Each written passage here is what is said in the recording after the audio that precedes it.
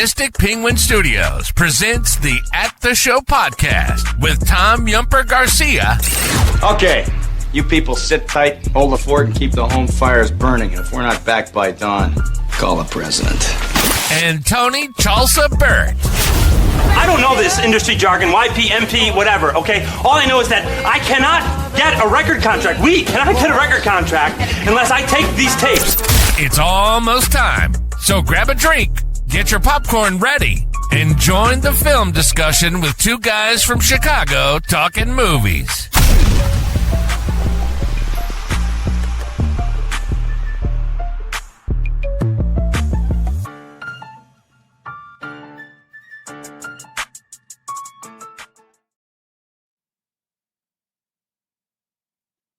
Hello, and welcome to another episode of the At the Show podcast. I'm one of your co-hosts, Tom Yumper Garcia, and with our other co-host, Tony the Sugar Baggy Burt. How you doing, my friend? Doing good. Glad to be back and talk some movies tonight. Yes, sir. We've had a hiatus due to, work on my end. You had some stuff that went on, so it was an equal situation, but we are back for the month of December. And yes, Brian, penguins can read. And we're back with some films where we'll be talking about that were actually books and became films that were successful. We all know that I always have the line, I like the book better than the movie. Some of these movies I actually like better than the book. One of them isn't a natural. But with Tone, my man, it's been a few weeks. How you doing, man? How's everything going with Tony? It's going good. Going into December and feeling pretty good. Besides the fact that I've been up since 3:30 this morning. Sophia got up, and then I said I have an option: lay in bed for 45 minutes till 5, or just get up and start my day, get to my job early, get things done. That's what I've been doing. I even grocery shopped right after work. An hour worth of grocery shopping. So I am pumped and primed and ready to talk some movies. Did you, when you grocery shop, did you grocery shop like you were really, really hungry?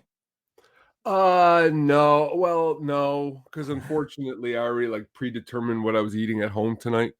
So it's like, and also I kind of had like like one of those healthy shakes right before. So I don't, but I usually don't grocery shop. I usually like to go eat lunch and then go grocery shopping because, like you said, I know where you were going probably with this is that, and I am that guy. I would hungry buy a lot of things that I would eat, you know? Mm-hmm. Yes. As Brian says, grocery shopping hungry will lead to bankruptcy these days. That is true. But I have gone grocery shopping while hungry, and I just buy so much shit that I don't even eventually eat later. It just sits there, which is waste of money. I know. Shout out to that Mars Attacks. Is that a light up the display behind you? It sure is. I was trying to fiddle with it and get the new light bulbs in there, but they did not make it today. But next time they will. That is original from 1996 from the movie. Nice. To be fair, Yump, if we ever do have our own cool Penguin Studios, I got like a lot of Mars Attacks goodies. Let's just put it that way, which is not a lot of people do. So it's kind of cool. I actually saw a girl. I follow a tattoo artist from New York. He does a lot of comic book style tattoos, really, really sharp, like really nice. I mean, they're too nice to where I think like after years they'll probably fade away. But a girl got a Mars Attack of the woman with the chewing gum. Oh, she got where half her face ripped off. I thought it was pretty cool. That's very cool. But yeah, that's awesome, man. Mars Attacks. We love it down here at the show podcast. Yes, sir. But let's get into our first segment, my friend, and go into what we have been watching. We've been watching a lot of stuff this these past 3 weeks, but let's go into what we've been watching that we had up on the sheet there. That's a me. And also, what were you just watching? So what are you watching this week, my man? All right. This week I watched two movies. Both of them are streaming if you're interested in watching. First is Eddington. That's currently on HBO Max or whatever it will be here soon. And it's in some Oscar contention. Now, the reason I wanted to see this movie was that this movie, the director has done some other movies that I was kind of fond of, like Hereditary. I think that's what it was. The horror movie was Hereditary. The one with, Heredity, I think. yeah, Heredity. That's what it is. And he's also did like a couple other ones, but this one I was very interested in seeing because it had Joaquin Phoenix and Pedro Pascal, who's hot in a whole lot of different movies right now. Currently, his career's blowing up. So I was curious to see what this was. I enjoyed it quite a lot, to tell you the truth, and I'm curious to see what kind of Oscars it gets. It's pretty much like a COVID nightmare, I guess you could describe the movie. And Joaquin Phoenix plays a character that is probably the direct opposite of who he is in real life to a pretty good T. And even Emma Stone is really good in it, and she's been popping up in quite a few things recently. So if you have not seen this one, I definitely suggest checking it out. Yeah, I have not seen it. I will check it out. Emma Stone, I have soured on her. Not because of her, it's mostly because the Oscar no thing that kind of made me mad. But I am a fan of her. I don't hate on her. I just still kind of pissed about that. Honestly, I'll be honest with you that I don't even like that movie she was in. So like, I just, this new one she's in, she's supposedly really, really good in. But this movie, she isn't as prominent as Joaquin is. Joaquin is like, if it's a pie, Joaquin's like 50 pie. Pascal's like 35, and she might be like 10. And there's some other supporting characters that are like the guy from Yellowstone is in it. I think you would enjoy it. And I know that by the time we get around to our Oscar show, you probably will have watched it. So out of the ones I've seen coming, check it out if you can. Now, this brings me to my next film here, Yumper. And I am very, very, very angry right now. No, I'm not that angry. I'll be honest with you. I'm not that mad. But I was when I watched this movie. I'll tell you, I think this is the worst movie of the year. I'll just throw that right out there. Or the worst movie that I have seen in a long time. Now, I already kind of knew what was going to happen in the movie, which that's not what bothers me. What bothers me is it was just really bad. Like, the acting is bad. Love Hewitt doesn't show up for a while. It's just not good. And if there's something with the camera work that makes it look like Temu version of a Netflix bad flick that you've never wanted to watch. So if you're looking to watch it and get mad, maybe you should check it out. I probably won't watch it just because I don't need to get mad anymore. The thing is, now that you say this about I Know What You Did Last Summer and it didn't get, I have not read any reviews on it. I don't usually go read the reviews right away unless we're doing something or I'm watching the film. After I watch the film, I did, however, see that Five Nights at Freddy's Part 2 got bad reviews.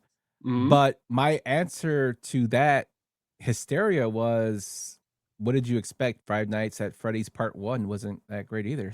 So I mean, well, yeah. It wasn't going to be a masterpiece. But like they're saying, and this is where it gets ridiculous, they're saying that this movie makes the awful Five Nights at Freddy's 1 20 times lower than that. So like that's kind of scary when you really think about it. But you know what? That's just kind of how it all goes. You know, sometimes once you see, I'm not going to give anything away, and you see the plot, it really just kind of throws away the other movies. It's kind of stupid. But maybe that's just me, and maybe I just wasn't but I'll be honest with you, I can defend all the, as I know you don't like especially I think you said the last one, the Scream movies, and I'm not a huge fan of those movies, but this movie made even the worst Scream movie look like Academy Award winning, which is really scary to say out loud. That kind of sucks for our girl, Jennifer Love Hewitt. But she honestly, I'm excited, and I'll be fair with you. There's going to be a sequel. Because at the very end, after blah, blah, blah, blah, everything, Jennifer Love Hewitt knocks on a door, and Brandy opens up. Oh. Brandy was in Part 2. And was she sitting in her room? No, it was like she was like older at a house, and it was just really ridiculous. Oh yeah, this song, I got you. It was got me there. But Jennifer Love Hewitt, honestly, to not give it away, I think the problem was she wasn't in it. She wasn't in it for like an hour and 15 minutes, and that's bad. And same with Freddie Prinze. So what you were left with was like the leftover cast that didn't get cast in Riverdale, who's now all grown up. And so, but maybe I'm just really harsh on this. I don't think I've ever been as harsh on a movie on the show before, but just maybe I wanted to know if maybe I'm wrong. So maybe if you ever do meet somebody who has seen this movie, maybe they could tell me the good things about it, and I'll give it another chance. I'll see what my brother thought of it. He probably agrees with you. We'll see. We'll see. Brian's never seen the original. What are you waiting for, Brian? Yeah, don't miss it. It's great. So I watched a plethora of films. This one I watched repeatedly, and that's because of my 9-year-old, and that is Hotel Transylvania 3. He's discovered the Hotel Transylvania movies, and we've watched all of them, and he was on a kick for Hotel Transylvania 3 repeatedly. So I didn't really, I know these movies came out. I really had no reason to see it. I mean, I'm not really into animated movies that much until I had my son. So I watched them. They're pretty funny for the kids stuff. They're entertaining. As with any parent that has seen a film that their child likes, their child kind of beats that film to death, especially if they like them. But I'm almost there with the series. Almost. Not quite. He's going back into Pokemon right now, so we're kind of taking a break from it. But I really enjoyed this film the first time I saw it. What do you think about the Hotel Transylvania series, my friend? Honestly, I think it's amazing. I am a huge Hotel Transylvania. I don't, as you just stated, I'm not a big animated fan. But let's say in the last 10 years, 11 years, I think I went with before I even had Sophia, me and Katie would go with my sister and like the whole family and everyone. We went and saw Hotel Transylvania 1. And I don't know if maybe I just was in the right headspace, but I laughed. To me, thinking of what's the word I'm looking for? Thinking of Buscemi playing the werewolf with the little kids. I think of him, and honestly, just a little 1 second detour. I have done nothing but watch Sopranos since our last episode, so I feel like I'm even more. But back to Buscemi, is that he is awesome in this. The voice acting is great. I had never seen with Christmas around the corner. I'd never seen Eight Crazy Nights. Is that what it's called with Sandler? Yeah. Katie showed me that movie. And honestly, for what it is, it's okay. It's not terrible. And these movies, I'm glad they're growing on you because the second one isn't terrible. And I like this movie. You know why? Because I like Grandpa on the boat. I mean, when you got Mel Brooks playing Grandpa, the Dracula on the boat, that's incredible writing. And I hope they keep coming out with these. Yeah, they're entertaining. This is kind of like, it reminds me of Grown Ups, but animated with the Hollywood monsters.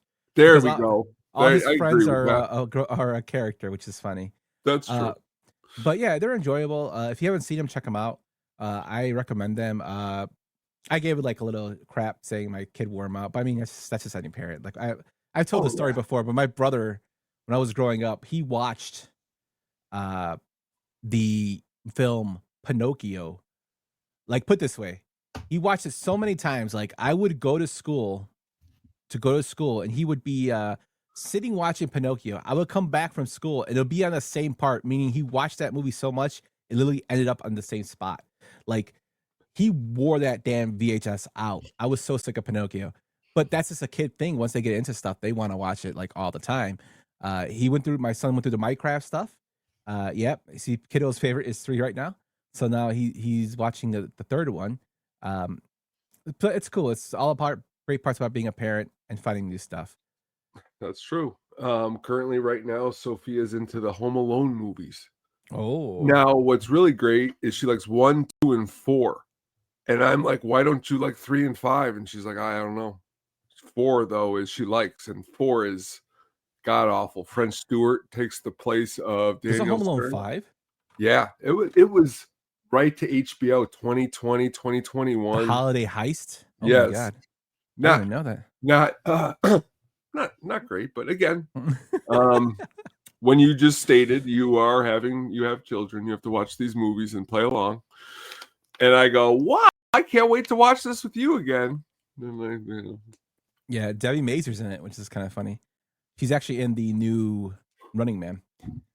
But just before we go on, we were having dinner, and I kind of got yelled at by Katie because I was watching The Sopranos while having dinner. But Sophia was at the table, but she was like facing not the television, and Christopher was getting a lap dance. And I was like, I had to turn it off really quick. But that's sometimes my other parenting style is I got my show on that I love, and that's going on. Ben usually takes control of the TV, so I'll watch stuff on my phone. Sometimes there's like swearing. I have to turn it off because it's like Jen's like, "Do you hear that? Turn it down." But yeah, life of a parent, man. I know But, that's what it is. That's what we watched this week. Let us know what you watched over at the Athlete Show Pod on X, or you can let us know on Facebook at Sadistic Penguin Studios or in the YouTube comments. We got a lot of news to get to this week.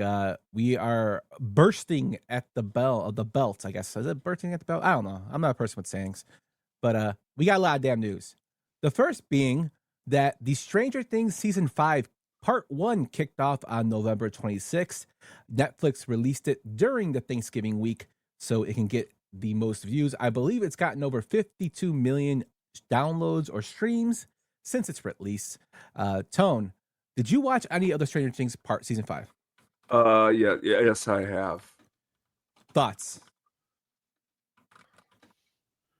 Too little, too late? You know what? I would agree with you. After the first episode, I thought that they kind of lapsed too much time between the last thing. I found myself getting more into it in the last 2 episodes than I did the first 2. I did like certain aspects of it, but I'm not going to say the show's bad or anything. I still enjoy the show. I just think that a lot of the luster or a lot of the mystique of it was kind of fade a little bit because they waited too long to release this season. Yeah, and I would agree with that. Would you also agree that the writing didn't match the characters and where they actually are in their own age? You know what I mean? Yeah. Like you made it even further along. You know what I mean? If you were going to wait as long as you did, they're still trying to play a younger character. But I'll tell you what I told my sisters. I really agree that people love the show. I'm glad everyone's watching it. By no means is it anywhere near what I was talking about. I Know What You Did Last Summer, but as Brian said here, this is the vibe I'm getting. The kids are sold. They're collecting Social Security, and then some of their acting is to be desired. But you know what? It's part of the whole shtick, and I get it. Yeah, good music in the show. Very, very good music. I mean, the whole series has very, very good music. It does.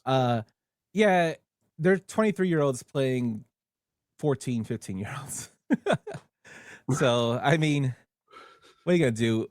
I am looking forward to the last episode. Now, Netflix is going to be releasing their new episode the 31st in select theaters. So you can buy, from what I've read, most of the theaters are actually sold out already for that. But they're going to be doing it simultaneously by releasing it also on Netflix. So you don't have to go out. It's just more of a way to enjoy it in the theater. Me and Jen are going to be watching it from home because we are homebodies. But I'm looking forward to it. It's going to be a 2-hour long finale. That's pretty loaded. Yeah, so we'll see how it ends. Maybe I'll scream about it when after it airs. I was thinking about doing Stranger Things again, the Stranger Things little mini show, but I just don't have time right now to do it.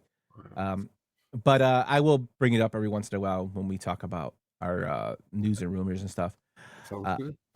Another thing that happened was the Fallout Season 2 actually came out with a clip today that was released showing them in the giant dinosaur, which is a staple in Fallout 3 and 4. It's an area where there's these like it's kind of like Pee Wee Herman's when he goes in the dinosaurs, kind of like that area. And she's actually in there and she's hanging what's his name's character, the ghoul. She's hanging him. I know that sounds horrible, but it's like he's not dead or anything. Well, I mean, he's kind of dead, but it's the release is December 17th. Tone. Now, did you finally get to see the Fallout series? I did. I watched a couple episodes actually when it first got released. I didn't finish it, not because I didn't think it was any good, but those type of shows, because I didn't play the video game, I'm not like, fully invested. But I can see where even in these new commercials for the new one, I stop and I watch, and I could see the promise to what they're trying to do. But I don't know, is it any good? I really enjoyed the first season. Okay. Reason being, I played all the games going back to Fallout 1. I was a geek with that. Fallout 3, I loved that game. I was so excited when Fallout 4 got released. I kind of tapered down like my playing of video games in general, but when Fallout 76 came out, I bought the game. I just I couldn't get into it like with the other ones, but I still love the series. I still like Uploads a Place. Like it was like one of my games growing up, as I grew up with, and in my 20s I liked it.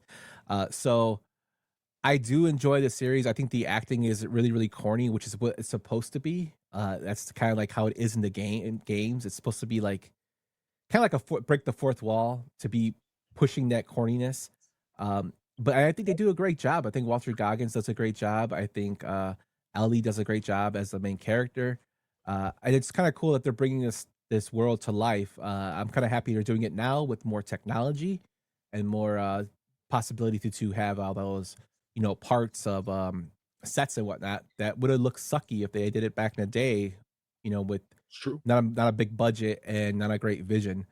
So I'm excited about it. I'm looking forward to season 2. I will definitely be watching that in 2 weeks. I just got my Amazon subscription back yesterday because I got so many subscriptions, and I don't even watch them half the time. So I'm like trying to figure out which ones to have. And then the football game was on last night, and I'm like, why am I not watching this? I need to watch this. So I got Amazon back. So I'll definitely be tuning in, and we'll talk about it. Yeah, man. Yeah. To go with that, Avatar Fire and Ash is releasing on December 19th. This will be the third film in 5 of the Avatar series. I'm going to be honest with you, Tone. I could care less about this film. I didn't watch the second one, The Water. I tried watching that, and I could not get into it. I enjoyed the first Avatar. I think I mostly enjoyed it because of the experience in the theater, because it was seen in 3D. It was something new. I thought the story was awesome. I saw it a few times at the place I worked with, and then I saw it on my own. It was great, but not something I never really went back to. I love James Cameron for his innovative techniques he uses to wait for new film techniques to come out with cameras and new technology to come out to put his vision out there. It just doesn't interest me. Does it interest you? Well, I think it would interest me if they would have went with the original title, Avatar, Diarrhea, and Ass, because that's pretty much what this is going to be. I'm just not. I honestly, I'll never forget seeing it in the movie theater, and how do I say this? And enjoying it so much, and then like getting the DVD and watching it at home, and never feeling so like this is not as cool as it was when we were at the theater. And that's pretty much, it was a movie theater experience. It's just kind of, I think at this point, let's be honest with one another here. When did the first one come out? What year? 2000 and I think it came out 2000. I think in 2009. 2009. So let's be honest with each other. Time has passed 3 times more than in Stranger Things. How can I be invested? And these aren't human characters. These are blue people. That's not for me. And if it's like Silver Surfer, I mean, this is a character that's been around for 50, 60 years. People are familiar, but no one's familiar with it. Let's be honest with one another real quick. Whenever someone says, hey, you see Avatar? They go, the one with the blue people? That's every person I've ever talked to. That's what they say. Because the other one's The Last Airbender, obviously. Yeah, it's either that one, The Last Airbender. I hear a lot. But everyone's like, which one? The one with the blue people? So that's what it's called. No, I don't want to see it. I'm not interested. But and a good segue of this is supposedly James Cameron has come out recently and said that he has written another Terminator film. He's in the process of writing, like fleshing out everything, but he has written a script for it. Terminator he 6. wants to fine tune it. What do you think about that? Though. I like Dark Fate. I know a lot of people did not. I did. The only thing that I kind of pushed back a little bit was the killing of John Connor in the beginning. I think they could have like elaborated on that a little bit more. But I know why he did it, because it was more focused on Sarah's character. This one, I think, I don't know how they're gonna go, because I don't think Arnold's coming back, and plus Arnold's 80 years old. It'll be kind of cool if they went with the more of the future, kind of like Salvation. They could go with one of his sons. They kind of look like. I mean, you could start doing. I mean, this is the world we're living in. You know what I mean? Like, get somebody who looks just like him, and because when they did some of the other movies without Arnold, like Total Recall, you know, but I don't know. We'll have to wait and see.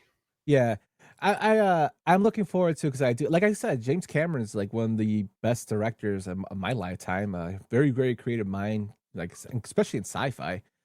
He put sci-fi on the map, along with John Carpenter for sci-fi horror with The Thing, and he did Terminator, and then he did Aliens, which some people would consider a better film than the original, which we'll get a lot of pushback about that. I think they're both equally great, but Terminator is a staple in the sci-fi community. The sequel is considered one of the best sequels of all times. Yeah, definitely. And it has Robert Patrick in there. Oh, the great Robert Patrick. They should have gone with the original idea for the villain in T2, Billy Idol. Nah. Robert Patrick was good, man. Oh, he yeah. was, Dave Stacchino. He got busted out. He got busted out in Sopranos too. And we'd never be able to say his brother's the singer in Filter. That's true. Richard Patrick. With that, though, going into more big news that broke the last 2 days, Netflix has shocked the world and paid over $80 billion for Warner Brothers. Now, they will be taking over if this deal goes through. If the DOJ does not cancel it, they'll be taking over the Warner Brothers property, meaning they will own all the Warner Brother media, including HBO Max. Now, Tone, when I was working today, I usually throw on like podcasts, usually mostly political or stuff that's going on, I listen to in the world. One particular podcast I was listening to, they're movie buffs like us. They're more politically targeted, but they were talking about this, and they were going a little apeshit about how this is such a horrible deal, and this could possibly kill theaters because Netflix is a shitty, idea. And I'm like, and these people are a lot younger than me and you. And to me, I don't really know how I feel about this deal. I don't feel angry or relieved one way. The only, I guess, thing I can say about being a little bit relieved is maybe they merge all this into one thing, and I can get my HBO movies on my Netflix subscription, so I can cancel that HBO Max shit and just have it one big thing. HBO Max, it looks a whole lot better than Netflix does, though. Yeah, if they do their they update their software, whatnot. But I mean, Paramount was going to buy it too, so it's either or. I'm not too worried about it. I don't think it's going to kill the movie industry. Netflix does churn out good product. I mean, they did Stranger Things as a series, yes, but they also did Mindhunter. They're also talking about making a film on Mindhunter. They did The Harder They Fall, which is a great film. They have some good Netflix originals that are out there in terms of films. They're just a streaming service. But though, I'll be honest with you, you could, and I usually don't butt in, and I apologize. Those movies don't usually, what's the word I'm looking? Those are good movies. Mm-hmm. But like, isn't what's like some of the Warner Brothers greatest? I mean, how long's Warner Brothers been around? You know what I mean? 100 Very years. long time. You know what I mean? Mm-hmm. Plus, you're getting all of the cartoons. You're getting it all. And Big Bang Theory. The problem is If you're going in any kind of direction, if you have a problem, let's say over here, and we don't like these people because they don't know how to run, let's say, a store, Mhm. but then we say, hey, they're going to take over even more, put more on their plate. Their site crashes. HBO's been doing live since I'll never forget. I was a kid, that was like the coolest thing.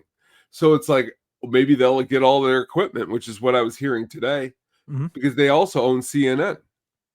So like you're gonna get a whole lot of different things going on here. And what I've heard is that it's more not good for like competing business because they're like a conglomerate owning quite a lot. Yeah, But I don't and know all this stuff though. that's what I'm saying too. But in terms of I don't think the movie theaters are gonna go bye. No, I do think movie theaters are they're dwindling down. And it has to do, I think, with the experience.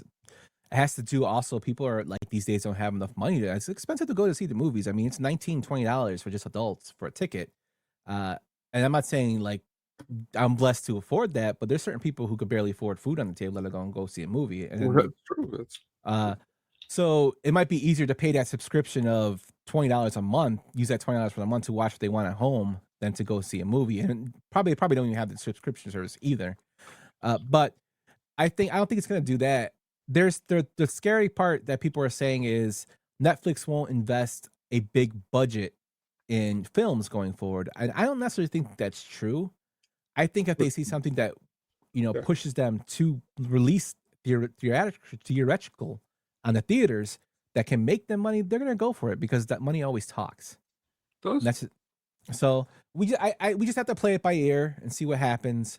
Uh, I'm not a big fan of monopolies, but what am I going to do now? I mean, what we We gonna have no control in what's going Yeah. to happen. So why Yeah. let it ruin our day? But the problem is that if somewhere down the line I'm not getting as quality because they picked it up, that's probably when I'll complain a little bit more. Yeah, the quality has to be met to the standard. Now, I totally agree with you on that. We have to have good quality if you're going to do a streaming service, and that's one of the issues I had with when the WWE Network came out. It's supposed to have such great stat, and then it would like freeze on me, and I'm like, what the fuck? But that's here, there. That's done. I mean, it doesn't have the network's not even on anymore. Now they're doing ESPN, which I'm not going to buy. Are you Well, going to when buy you that? watch a show real quick, like Sopranos, Mhm. and I know we love Sopranos, but like Stranger Things doesn't sniff Soprano socks when it Mm-mm. comes to a good show.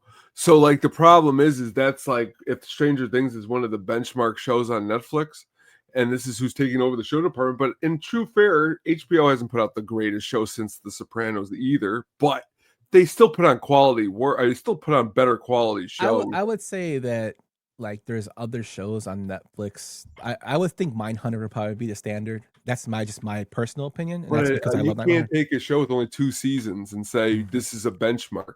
Sopranos ran 7, you know what I mean? 6 feet Mhm. under 6. Curb Your Enthusiasm 15, 16, 17. Veep 8. I mean, those are numbers, and all those shows cleaned house at the Emmys. Like Well, I that. mean, House of Cards did for House Cards good. I'll give you House Cards. Homeland was a big one. Homeland was actually on Showtime, but that's not here. Pinky The point. Blinders. You know what I mean? I mean, There we go. Peaky Blinders. it But has its like it but hits and was misses. Peaky Blinders Game of Thrones level? No. I never watched Game of Thrones, so I couldn't really tell you. But not if you watched it, the numbers of people watching the show. And you know what the numbers were for Game of Thrones because people watched that show a lot. Millions and millions and millions and millions and millions. Mhm. Just put in finale and see how many people watched it.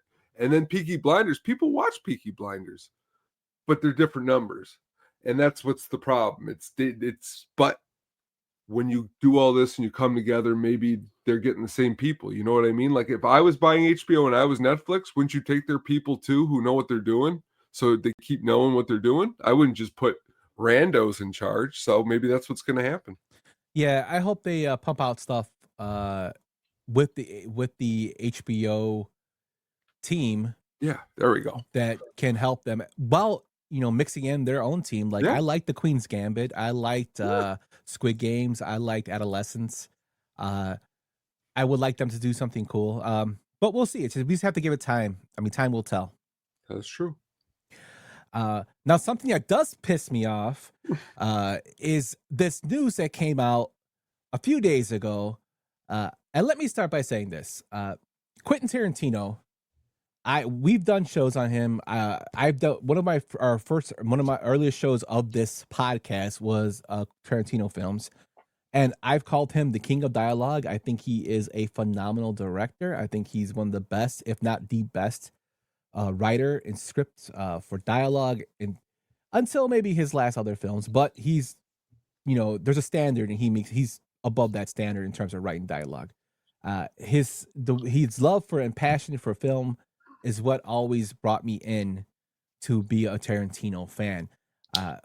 But he says a lot of stupid shit.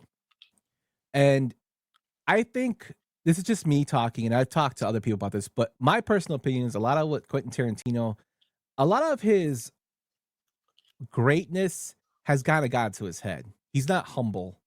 And I understand people are asking him his opinion on things, but there's also things that you shouldn't be saying.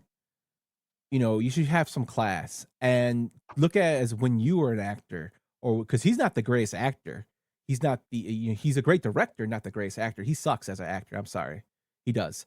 And one of the things that really made me mad about him was in Once Upon a Time in Hollywood, how he kept saying Bruce Lee was a horrible person. He injured his stuntmen. He claimed that he took it from Bruce Lee's wife's biography, which turned out to be untrue. There's actually interviews with Jackie Chan saying that Bruce Lee took care of his stuntmen. Jean LaBelle even said Bruce Lee was a great guy, which is the Brad Pitt's character was based off. Shannon Lee came out and told him. Well, let's get to what you're trying to get to here. You're going off the beat, and you're getting off the beat. Yeah, you are. You're talking about Bruce Lee, and you're bringing up all that stuff. Yeah, let's talk about what he said. I haven't talked for 3 weeks. It has to do with what we're talking about here. But it goes into really. Yeah, we'll get to why. But go on, finish. Then I guess I'll get to speak. No, it goes on to what he said there. That's what pissed me off first. A lot of people said John Lennon was an asshole, and a lot of people said that John Lennon was the greatest person of all time. He was an asshole. So you're telling me everyone that Bruce Lee worked with, he was a super nice guy. You can't tell me that, because even the nicest guys in the world, there's going to be people who say you're an asshole. Now, I don't know that. I know Tarantino's an asshole, and I don't even agree with what he said. But you're saying I'm not saying anybody. I'm saying his stunt people that worked for him. Every single stunt person that worked for Bruce Lee through all of his team thought he was great. What? He had a team. Yes, his stunt people. He took care of his stunt people. His team. He had a team specifically for a stunt. That's what I'm talking about. He had a different team when he was on the Green Hornet. Okay, he had a different team when he was on before all of that. Now, if you're talking about the last 3, 4, 5 movies, yeah. He had a team. Yeah, the Bruce Lee team. But not the movies before that. So what I'm saying is what we don't know is the whole entire story. Well, does Tarantino don't know either. Tarantino doesn't bring. You don't get to bring a movie all the way up to that, and people don't actually agree to that. Like Brad Pitt, you can't tell me that a whole movie agrees to it, to a movie, to the scene. Everyone goes and sees it, and then all of a sudden, after the fact, someone comes out and says that he made it up and it wasn't true. And now all of a sudden, that's what we're running on. Now, I could say Tarantino's an asshole, and I am pissed because Paul Dano is one of my favorite actors of all time. So Tarantino is on my shit list. But when you talk about the Bruce Lee stuff, I agree with you. If it's not true, it's not true. But I can't believe that everything would go that high up, and it's just like a laugh. I could totally see it going high up. Especially by someone who you just said respects film so much. That he would never make another movie again, and people would never watch his movie. It's come out, and he said when all this backlash came out, and he kept claiming it was true. He went on and said, "Oh, well, it's a what if." That to me, it was like the first thing I'm like, "Well, what the fuck?" And then he comes out and says that he loves There Will Be Blood, but Paul Dano is. But he also said Owen Wilson's a bad actor. Would you agree with him? No, I would. Owen Wilson's a bad. There's worse actors than Owen Wilson. Okay, and then he brought up the Hunger guy from the Hunger Games. So, like, again, these aren't people who are great. He was asked an opinion. Paul Dano, he should never have spoke on, because I like Paul Dano more than I like Tarantino. But the problem is it's all a little sensitive too. Okay, George Carlin used to go up on stage and make fun of people and say a lot whole worse than what Tarantino said, and people would laugh. Yeah, but George Carlin is a comedian. Well, Tarantino's had some pretty of the funniest fucking lines I've ever seen in dialogue history. Yeah, but there's a when you are talking about Yeah. an actor who's never outspoken towards Tarantino, first of all, never said anything to him, and you attack him saying when this guy was praised for his role. Well, the Dano one, yes, That's but what I'm not talking Owen about. Wilson. Oh, I don't care about. Owen was. But he said all three in the same interview. So if you're quoting the one, you got to say what he said all across the whole board. And he was an asshole for saying anything about anybody. You're absolutely right about that. But again, when you're talking off the cuff, because I see this all the time, people are just talking. They're saying what they want to say. It's on the internet all the time. At some point, you got to just say, you know what? Let him say whatever he's going to fucking say. This thing blew up into a huge story. Now, you can't tell me that this is the hugest story in Hollywood right now, because it was. And that's what's sad. Oh, well, I mean, Hollywood's the Warner Brothers story is huge. You got John Voight talking about stuff for other shit, stupid shit going on there. But the fact that this blew up was because you said when people speak off the cuff and they say what they say, Tarantino does that. Just shut the fuck up.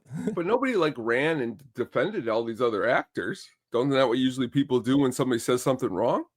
Yeah, actually, the director of the Batman came out and defended the director, the guy who is still waiting for the new one to come out after 5 years. Matt Reeves. Yeah, I mean, other people have come out. The guy who works with Paul Dano. I mean, of course, and I would say the same thing about Paul Dano. Paul Dano's a great actor, and I would hope that Tarantino's the type of guy that's going to make a movie, and maybe these guys will be in it. That's what I bet will happen. It's stupid, but I mean. If he does one with Paul Dano, he's only going to do 10 movies.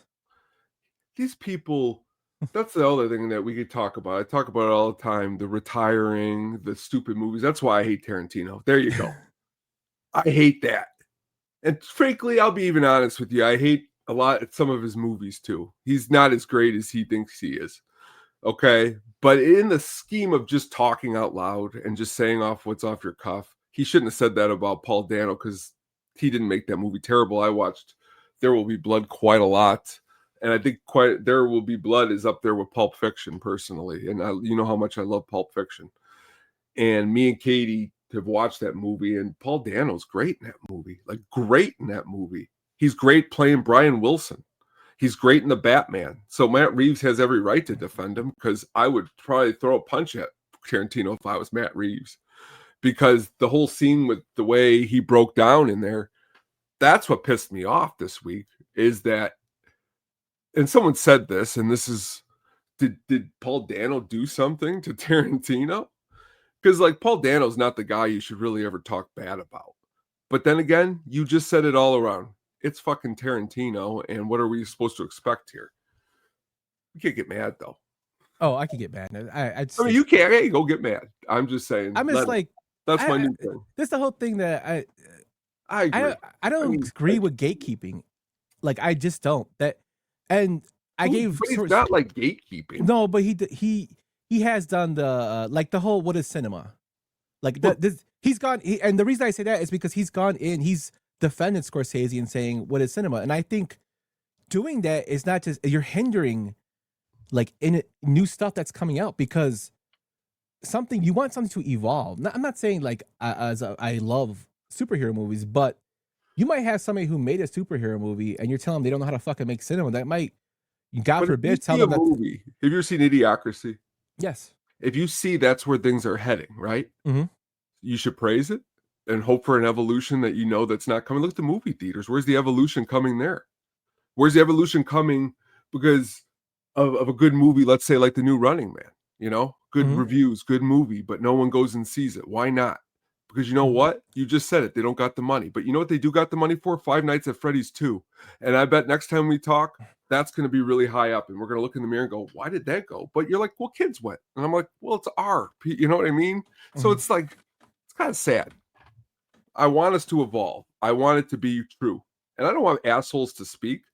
Tarantino, honestly, if he isn't going to make movies and he isn't going to create any kind of medium, maybe just lay off the saying stuff. Maybe let's leave it there.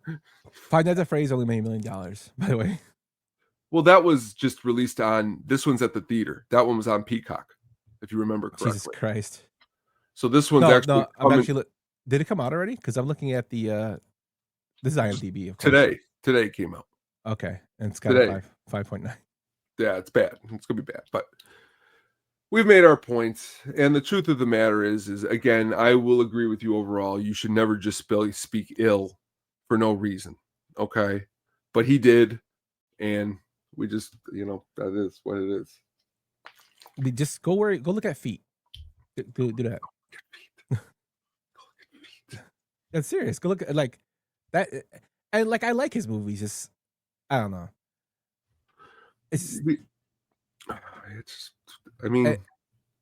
I don't understand why you just attack people. Like it doesn't make sense to me. But I wouldn't say it was an attack. Attack would be he just like got up and started saying it. Someone asked him a question and he answered them. And then he said, I mean, he's like Austin Butler would have been better in that role. And well, some people he can't feel that way. Was Austin Butler? So is this stuff that you feel like you should only say behind closed doors? I mean, as a comedian, as a man who, when we get off of here, I write. I know as a guy who writes comedy. But you're saying as a comedian. I'm saying as a director who works with people in the business and show class. Yes, you should say shit like that behind closed doors. So you're saying by him saying that about a couple people, he isn't showing class as a director? Yeah, I think Jamie Foxx would disagree with you, and Samuel L. Jackson would disagree with you. That's totally fine. They could disagree. And honestly, these people actually are in the film industry and worked in over 1,000 films. So, you know what? That's an opinion. I mean, that's what it is. His so-called muse would disagree with them too by saying he endangered her. Who? His so-called muse. Uma Thurman has said that Quentin has endangered her. Is that why she's working with him again right now? No, I'm saying no, but she did say that. Well, she's working with him again right now. And so in Stranger Things said that David Harbour was stalking her and they're now hugging. So I'm not understanding what she your point is. She also told her daughter to hide her feet from Quentin Tarantino. I'm just saying. But that's the point. People say a lot of stuff. You know what I mean? Everyone says something about somebody. This is the way the world is. I'm sorry. I don't give a shit how the world is. You just be a fucking. Don't be a prick. That's all I'm saying. Don't be a prick. Even us talking bad about him is what he did, right? Calling him a prick is exactly what he just did to those other people. That's fine. I'm a nobody, so I don't give a fuck. Nobody. You are somebody. You're my co-host, and I haven't worked in the movie theater, like in the movie business. And Paul Dano didn't do shit to me. Also, Paul Dano was in The Sopranos. Well, now I feel bad about. I know what you did last summer. I'm never going to say anything bad about anybody again. No, you're just taking it to be an asshole over the edge. No, I'm just saying, it's just things that he just constantly puts his foot in his mouth. Like, you know what? Tarantino is to theater what people are. No, that's where you're wrong because people defend him too. People come to his defense. People come to one side and can't come to the other side. I'm gonna give you a great comparison of this. Tarantino is to film right now is what Bret Hart is to wrestling without Bill Goldberg. I'm that serious. There is a lot of similarities there. People come to Bret Hart's defense. I'm one of them. And people will go to the other people's defense. You're a lot nicer than me because I would compare even him to more like a Hogan. I don't know. He lied about the lead thing, but I don't know if he's a constant liar. Well, it's not about that. It's more about even the way he speaks out sometimes about, I don't want to get into this right now, but it's about some of his personal beliefs, like you were bringing up earlier, that a lot of people would turn their head and go, huh? What? You said that out loud? That's not really nice. Yeah. And that's when you start to say, and that's when someone said about Paul Dano, that maybe Paul Dano went against some of Tarantino's personal beliefs. And that's somewhere, and he came out pretty much against the whole war in Gaza versus Jerusalem, because I know that Tarantino lives in Jerusalem a little bit, Israel. So, I don't know, man. I know, but I would agree with you that I don't know how well me and him would get along. I'm just telling you. I would not get along well. I know you would. We already know you wouldn't. I would. Would you meet him though? I'd meet him. I mean, I'd be respectful, but I probably wouldn't. I wouldn't kiss his ass. Well, then again, I wouldn't really kiss. And then honestly, when we headed there, I'd have to tell you to take this episode down so he never finds. No. I don't. Hey, man, if you're in that, like they say, if you're in that business or you're in our business, that's true. Take the good with the bad. That's true. I'll agree with you. I like that. Our friend Richard Roper told me that. That's good. That's good. So that is the news of the past couple weeks. Let us know what you think about our thoughts on things. Tarantino stuff, the Netflix stuff, as well as the Stranger Things, Fallout, and if you are actually going to go see the Avatar films. God, I can't. Just two more of those films. I can't even think about the next one's Earth, right? I think so. Can we talk about pop-up books? They're more on my level. The Babadook. I sent you that video, Gordo. The Babadook. It's a pop-up book about horror. Babadook. Very, very good film. With that, though, we're gonna get into the meat and potatoes of the show. Damn, we argued for like 20 minutes there. We're gonna get to the meat and potatoes of the show with the films that were books and became live action feature films. Now, I picked 5 and Tony picked 5.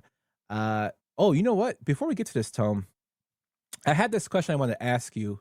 Actually, when we were going to do the show a couple weeks ago, is there a TV series, minus The Sopranos, that when it ended, you're like, wow, I wish they would have ended it differently? Yes. Which one? Mad Men. Oh, what? And honestly, I think that's how bad it is. I'm trying to even remember. It's been a while since I've seen the ending, but from what I remember, it was like everything was just kind of like he was like in an ad at the end, and everybody's dancing, and it's just one of those cheesy kind of like send-offs. Where to me, a perfect ending was almost like how Breaking Bad ended. Like to me, that was like a great ending. Where like I like more of a. Even though when I think about The Sopranos and now I'm watching the later seasons, I don't really have a problem too much with the ending now that I'm watching it more. But how about you? So what got me into this question is I was watching a series that I had watched when I was a kid. And, I watched the last episode and I totally forgot like how it made me feel at the time. And that was the Wonder Years. When he and Winnie are coming back they stood a night in a barn because it was storming. He had a fight with his dad, and when he goes into the voiceover, Daniel Stern goes into the voiceover, and he talks about how him and his dad made up. His sister had a kid. Wayne took over for his dad after he passed. That was like one of my first times hearing like a major TV character passing that I watched, on TV all the time, that hit me a little bit. And then when he said that him and Winnie talked, like basically wrote letters to each other for 8 years while she was overseas. And then at the end, he basically met her with his wife. So I wish they would have said that they ended up together. And that's just me because maybe, now I know everything, they're trying to make it more as life doesn't always turn out like it's supposed to be. But to me, they went through so much shit through that whole series with each other, her brother passing away, all the other things, that would have been a nice way that they, that was how they met through childhood to make that ending.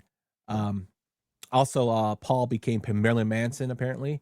No, but that's one of the ones I was like, well, I wish they ended differently. And then I was, being the movie nerd I am, read up on it, and Danica Keller came out and said that they could have written in that they, reconnected after their marriages maybe ended, which I'm like, that's kind of bad.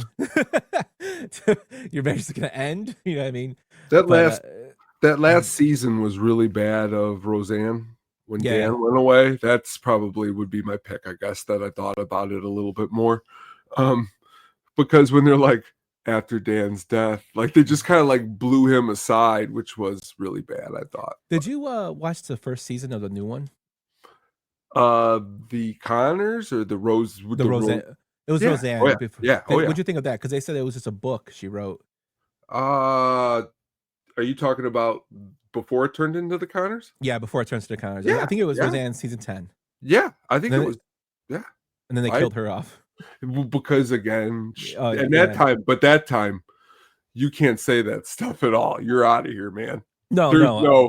There's no, this isn't just saying some actors sucked. When you're making hateful language, you're done. Yeah. And then she's on like Ambien or something like that.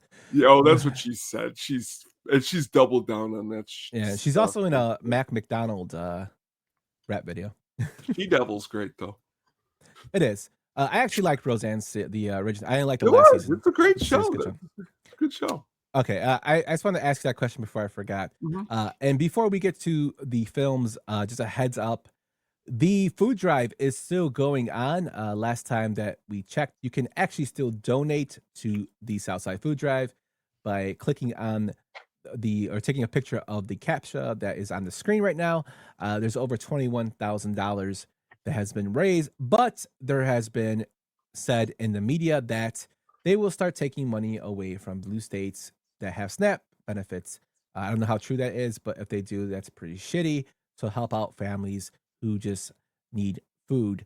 $1 is for can make 3 meals, so every dollar counts. Although we raised $21,000 of our $20,000 goal, we're just trying to put extra money in there to help out the people of Chicago.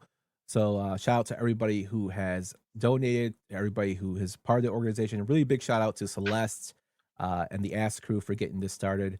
A lot of people have donated to the Tone. It's a good thing to see like people, showing up for the community, my man. Yeah, I mean it's a struggle, man.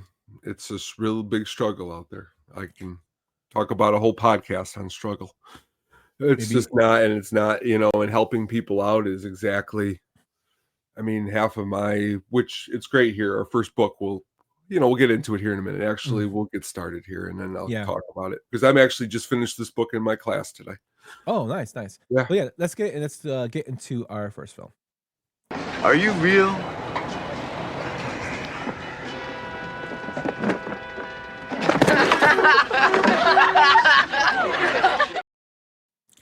(1983's) The Outsiders. The book was written by S.C. Hinton. It's directed by Francis Ford Coppola, who did the Godfather series, Rumblefish, Bram Stoker's Dracula, Jack, and talk about movie flops, Megalopolis, which kind of made him almost go bankrupt. The film stars C. Thomas Howell, Matt Dillon, Ralph Macchio, Patrick Swayze, Rob Lowe, Diane Lane, Emilio Estevez, Tom Cruise, and Leif Garrett at a box office of $25.7 million on a $10 million budget. This is one of my picks.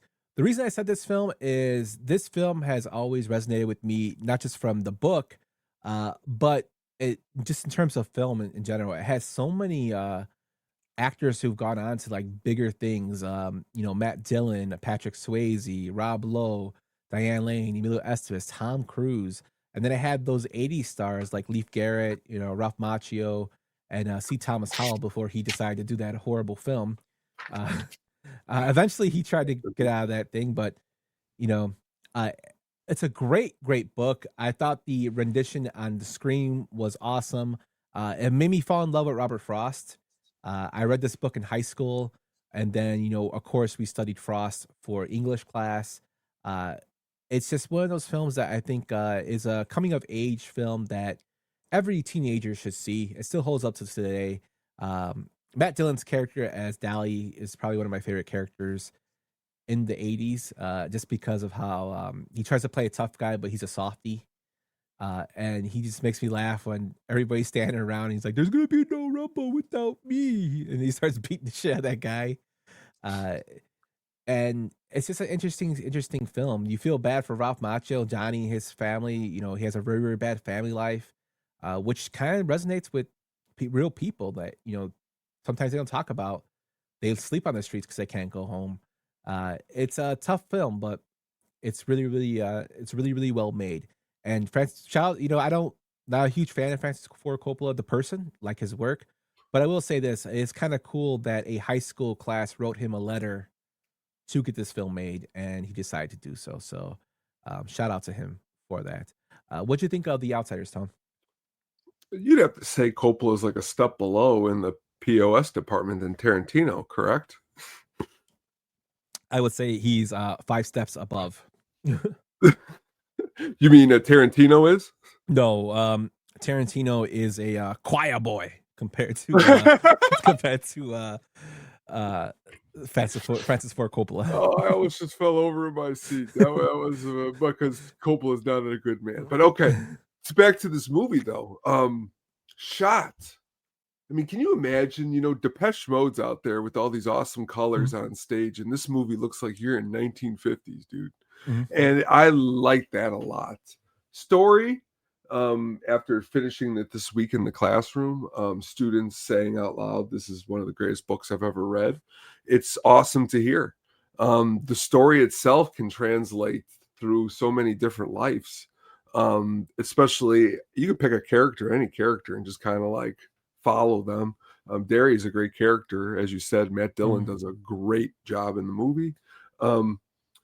Dally, that name is often great too. Swayze, it does a good job. But often when you look and see these performances, like you said, it's just really cool to see a lot of young actors do a good job. And I'll agree with you with the letter being written to Coppola. That was that doesn't happen very often. No, and it's like I said, it's a coming of age film, and I thought it was really, really done very, very well. Now, since the book is fresh in your mind, is the book better than the film, or you kind of even? You know why I'm going to put, for me, I'm going to put the book a little higher because of the fact, she was, 15 when she wrote it. She finished it when she was 16 and she published it when she was 17. When you're looking at kids that are, 14, 15, and 16, and you can tell them that, it's really translatable for somebody to say, hey, maybe I can write a book or maybe I can do something like that. The movie's great too. It's just, you could say it's just as good. But because all the things we've stated before, but just something about the book, every book goes a little bit more in depth in the characters. There's a little bit more writing in the characters, where in the movie, you got to like act out a little bit more. So I like the book a little bit more than the movie, I would say. Yeah, off the top of my head, and I haven't read the book in a few years, longer than a few years, but I would say the book is a little bit better. But I enjoy them both equally. I think they're both great. And it's kind of crazy that in the same year, Dylan did The Outsiders by S.E. Hinton, and then he did Rumblefish, which again was directed by Coppola. And it's another S.E. Hinton book that I equally enjoyed reading. Have you read that one and seen the movie film? Yes, I have. Which is funny because I treat this like more like a film studio at school. So I'm like, yo, you're gonna have to see Rumblefish, and that was then, this is now, and they're all just staring at me like, yeah, we're pretty much done after this one. That as you stated though, Coppola, just maybe this is like maybe his avatars, like because what you're telling yourself is like Coppola is dedicating his time to make this book. You just wouldn't think it would be him. You just wouldn't. And I guess that's what's kind of cool about him doing it too, in a way. Mm-hmm. Yeah, and there was like a lot of differences in that film as well than the book. But S.E. Hinton, like the fact that she wrote this book in particular at 15 is amazing. Shout out to her, man. Like it's big. I mean, when you think of 80s films like Greasers, you of course once you would think of Grease, but you cannot, Outsiders has to come to your mind too. And then have such like astounding talent that hadn't blown up yet. Like Tom Cruise is a minor character in this film. You know what I mean? Like 2-Bit is a minor character in this film. So did Pop Curtis. This little those characters their names are great, but just very, very minor characters in here. And I actually saw the alternate ending. I guess it's on YouTube. It's Derry is talking to them, like the two brothers, and they hug, and he's talking about Johnny dying and Dally dying, and they hug, and it ends that way. Which I'm kind of I like the way the film ended better. The ending they went with the letter from Johnny, but it's kind of cool to see stuff, like stuff that wasn't released. Well, like even if that you're saying it like that, because I haven't seen that extra section, but that's actually the chapter before the last chapter, like in the book.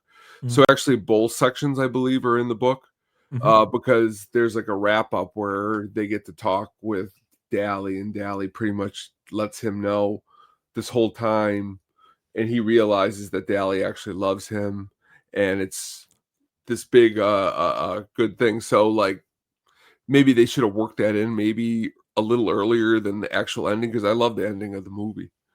Yeah.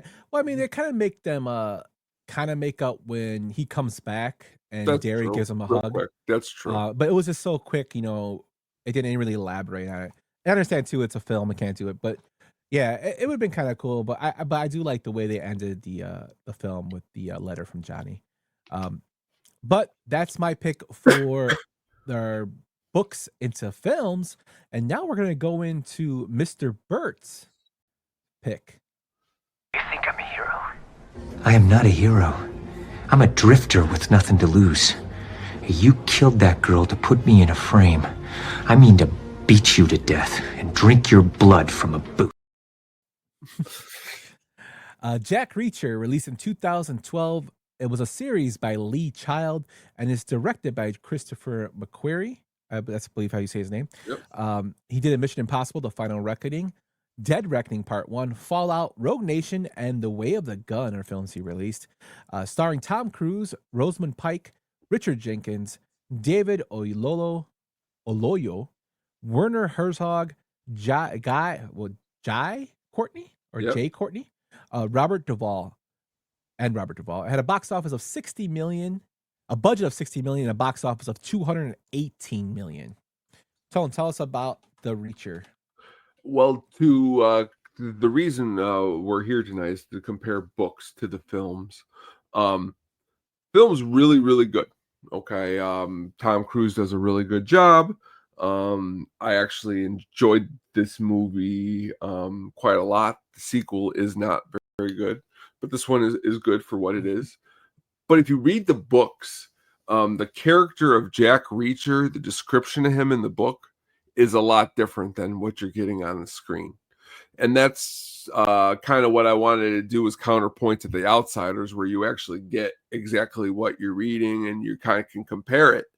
In Jack Reacher, which is a good movie, the book series, it's like, and I know why they do this. You need a big actor, well, or short actor, or I'm sorry, a medium-sized actor. Sorry, Tom, He's short. Trying to make. But again, in the books, he's a big man, and you could see that in the television show, and that's why they made the television show, because they made the character a little bit more closer to the book. Does that make the movie bad? No, it just doesn't make it like the book, and that's what's crazy. Because like when this movie comes out, they're saying based on the book. So if you go and pick up the book, you're going to be a little bit disappointed, because it might not match up to what it is. But the movie is good. Tom Cruise does a good job. Actually, Werner Herzog, who's a pretty good director himself, does a good job as the bad guy. Not a bad movie. No, I enjoyed this film. And with that being said, yes, there is a physical difference. But if I want somebody to do an action film, I mean, Tom Cruise would have to be at the top of your list. I mean, he's probably one of the biggest action stars of all time, if not the biggest, right? Can you imagine if they came to you and said, we can get Tom Cruise for your book, and even if this guy was like 19 feet tall, you would be like, no, can we see who else we could get? And you're like, well, who? Yeah, I mean, Tom Cruise, we just talked about movies that don't make money. Tom Cruise's movies make money. Yeah. They're enjoyable for the most part. But I like so this is I never read the book of Reacher. I know the character differences because when the show came out, I read like just little tidbits about that.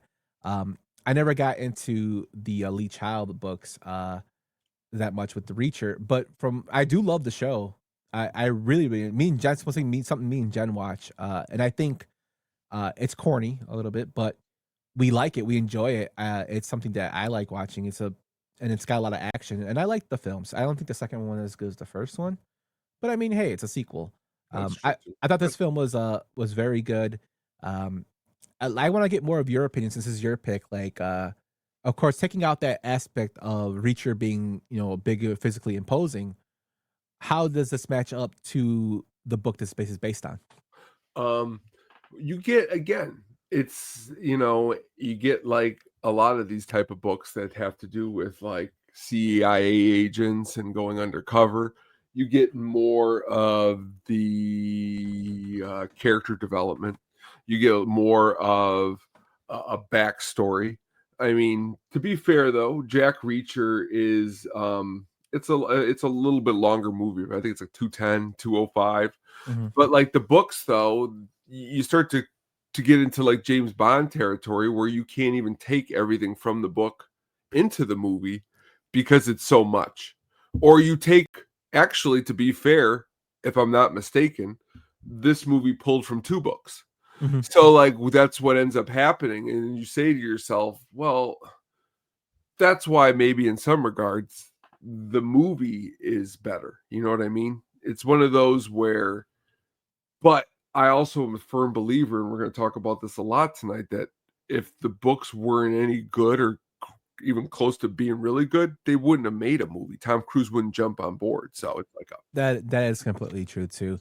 Lee Child's known for his like spy stuff. I grew up when I was really into when I used to read a lot was James Patterson. So Long Came a Spider, Kiss the Girls, Alex Cross were the movies and the books I liked. Man, they really messed up that last one. Alex Cross. Yeah, with Tyler Perry. But you know, this is kind of falls into kind of the same kind of although Alex Cross is a detective, Jack's but so is Reacher. Reacher's a sergeant that was on he's a military detective basically. So they're kind of in the same kind of atmosphere would I say atmosphere or world, kind of like in that aspect of law enforcement. But yeah, I really enjoyed the films. I like the TV series as well. And I can see why it was so popular. And why it still is popular. Looking forward to the next season that comes out for Reacher. Yeah, it's gonna be good. Pride's been releasing some good stuff, man. So, which is surprising. Yeah, that's true. That is true. With that though, let's move on to our next one, my friend. Stop it, Mama! Stop hurting yourself, Mama! He's gonna laugh at you. They're all gonna laugh at you. 1976's Carrie, written by the great Stephen King. Yeah, I couldn't go without mentioning the King of Horror, Stephen King himself.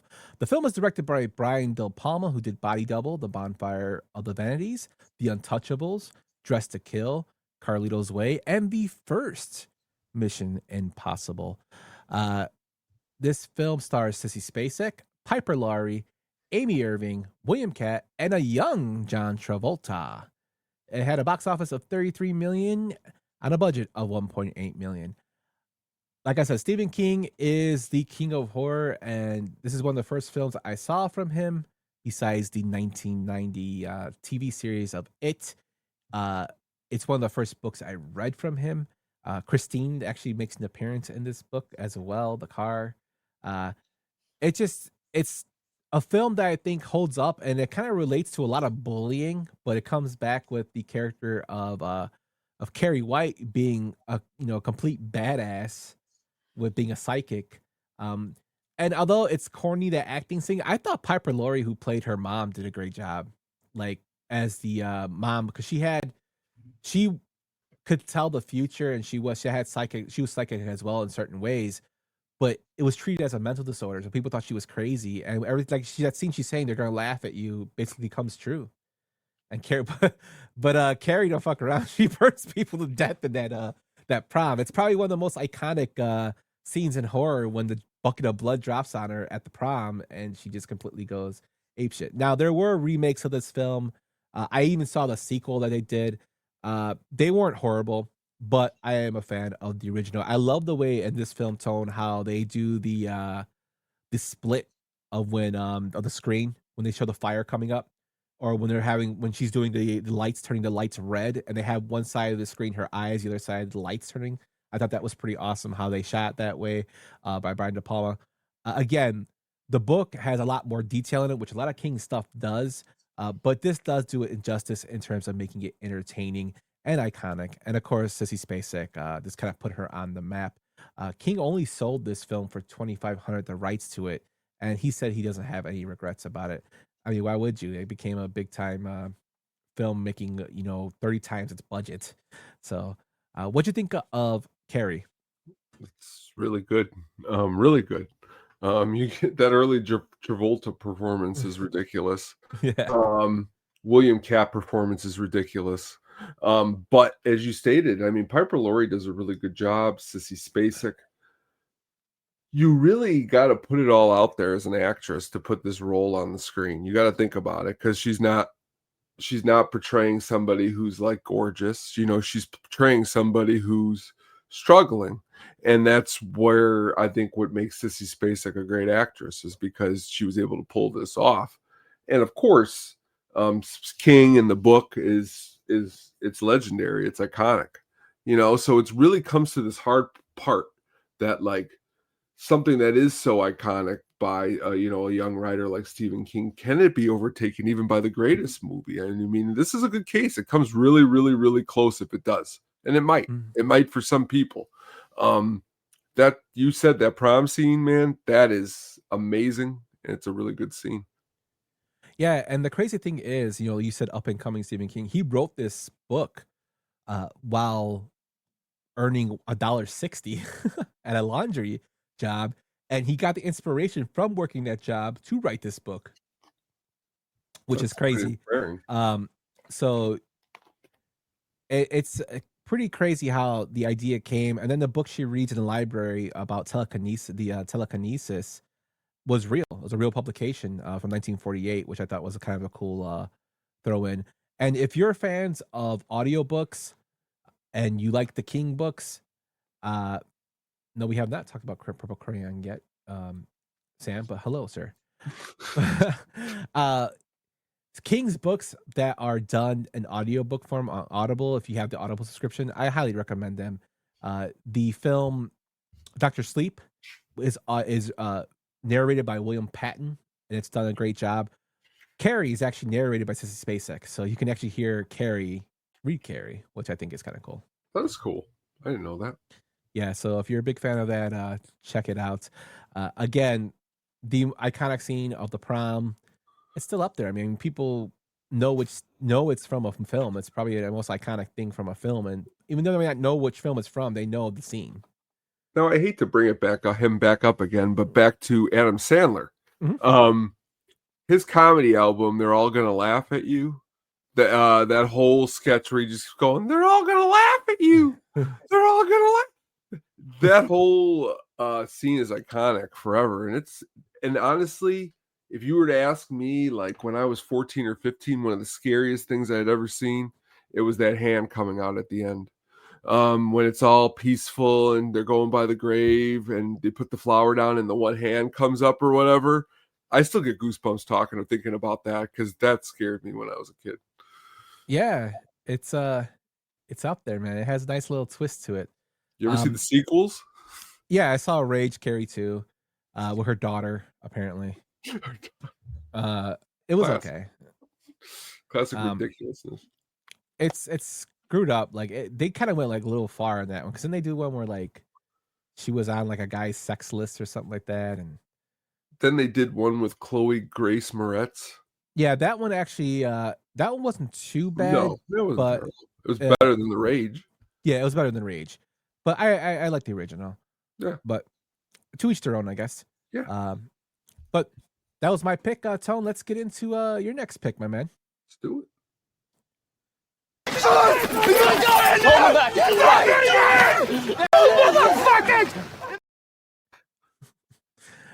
Mystic River 2003, a book by Dennis Lehane. It's directed by Clint Eastwood, who did Gran Torino, $1 Million Baby, Unforgiven, Heartbreak Ridge, Pale Rider, and The Rookie are just some of the films he's done.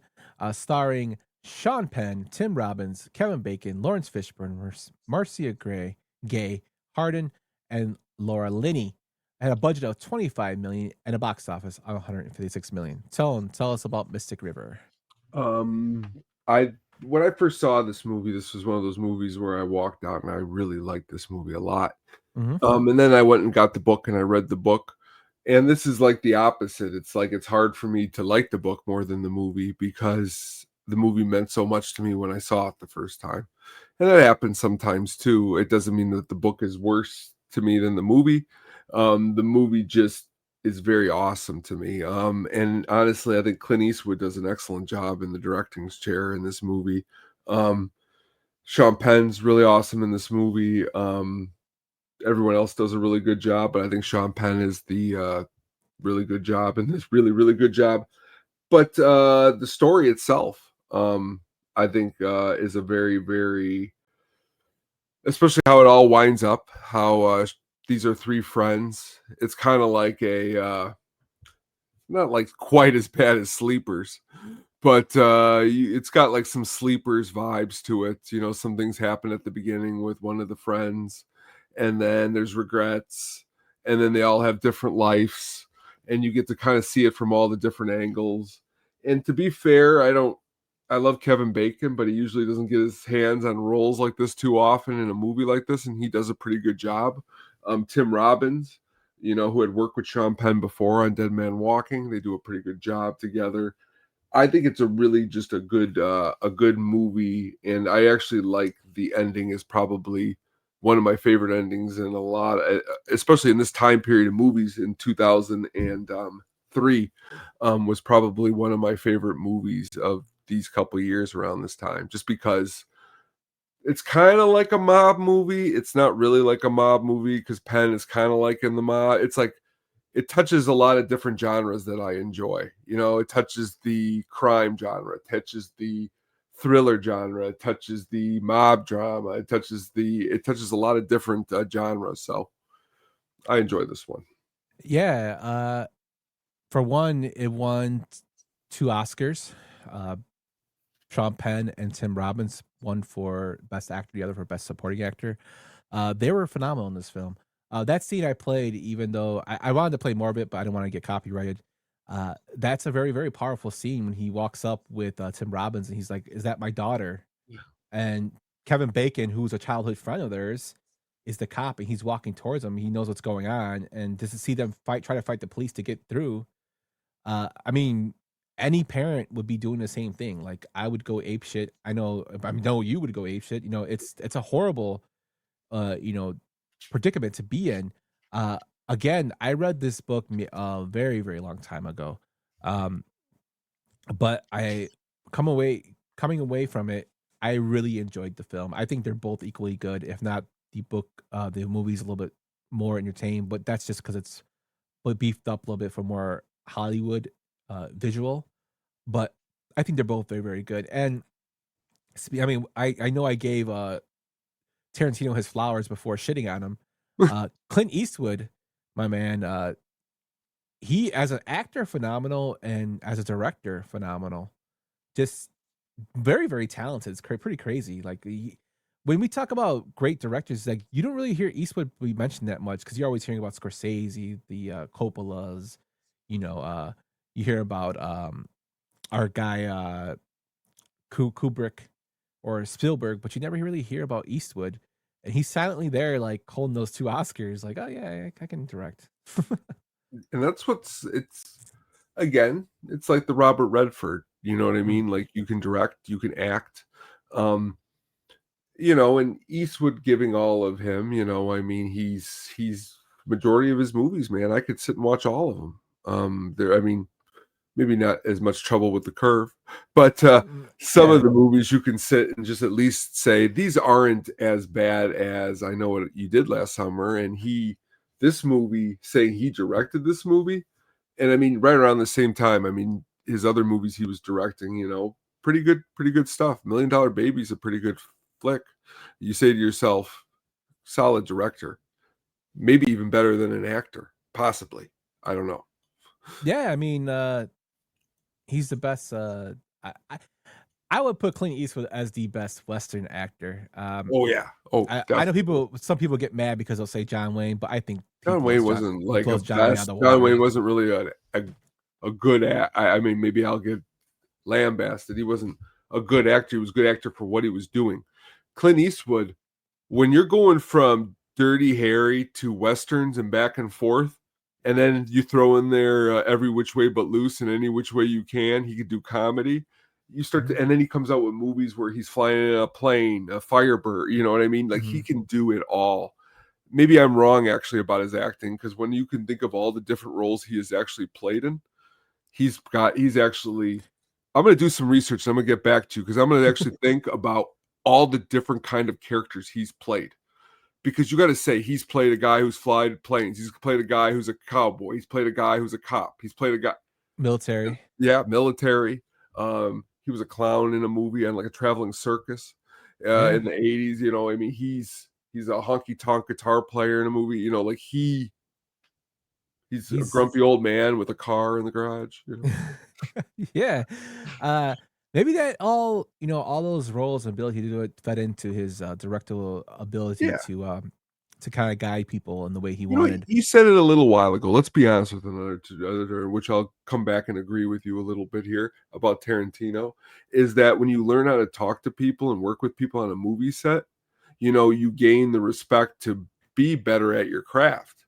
I mean, how many movies I'll even tell you right now, as much as I love Pulp Fiction, I love Eastwood as a director a whole lot more than I love Tarantino as a director. Because of what I just spoke of. I like variety more than I like a couple cool shooting movies. You know what I mean? Like Eastwood's got a big variety, and he's a great director, and more successful variety too. Oh yeah, very successful. But speaking of working with people, Michael Keaton was originally cast as the role of Sean Devine. He did readings and research with the Massachusetts State Police, and then he quit after he had to blow up a Clint Eastwood. So Michael Keaton might not be a fan of Clint Eastwood, but you never know. They might have made up. But you know, the Birdman, the Batman was not a fan of the Eastwood man. But yeah, I really like this film. It's very powerful, and I do get that Sleepers vibe from it too. Sleepers came out maybe 8 years before. Although that book is kind of a little bit off topic, but that book is actually the guy who wrote it. They found out, he claims it's a true story, and they found out that it was like complete bullshit. Did you hear about this? Sleepers or this one? Sleepers. Oh, well, not this one, obviously. Sleepers, yeah. No, I did not know that. Yeah, so he claims it happened like, and then like I guess people went in, they couldn't find any court cases that were like anywhere near that.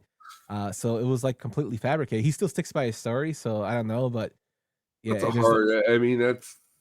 But you got to also admit, you know, in the world of wanting to make a quick buck, but why would you come up with that kind of story? But I don't know. You know what I mean? Yeah, hopefully. I like that. Well, I mean, I like the film. It's a good film. Very, very disturbing, but it's a good film. And Kevin Bacon's in that film too. Yeah, I was just gonna tell you, plays direct opposite of a character. Yeah, he's a piece of shit in that one. Oh yeah, I remember you guys. What the fuck do you want? Let me just think you go to the movie theaters with your friends to go see like Casino, and then you go with your theaters with your friends to go see Sleepers. That was me. And you're sitting there and you're watching Sleepers, and you're like, I walked out of that movie and I didn't watch that movie again for a lot of years because it was bad vibes, man. And it didn't. It's a good movie, but it doesn't leave you feeling good. I watched that film like when I was like 14. It was on, I think, TNT, and TNT kind of, you know, didn't show everything. Then my senior year in high school, my English teacher also taught film. So he, since we were seniors and like we had our ACTs, he's like, we're going to do something different. We're not going to read a book for the next 2 weeks. We're going to watch a film. He goes, and we're going to do what I do for film class, and we're going to take quizzes on it and stuff like that, right? The film we watched was Sleepers. Oh, wow. And I remember one of the kids telling, my teacher's name was Mr. Genoso, one of my kids are telling Mr. Genoso, Mr. Genoso, this is a fucked up film. Why are we watching this? He's like, just watch it. And like, and I remember like, we really discussed everything about it. And like, it was one of those films that stuck with me from then. So it kind of has like something, when I think about it, I think of high school watching it. Good stand-up joke, man. You got showed Sleepers in school, man. Yeah, Mr. J, one of my favorite teachers, he just showed it to us. I guess it was powerful, I guess. Kind of reminds me, yeah, it's just not, yeah, no. But great pick, Tom. Thanks. All right, let's move on to our next one. Oh my God. That part right there always makes me laugh because it burps.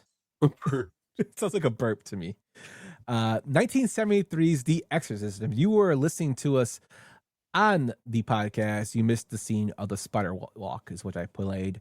The book was written by William Peter Blatty, who also directed The Exorcist 3.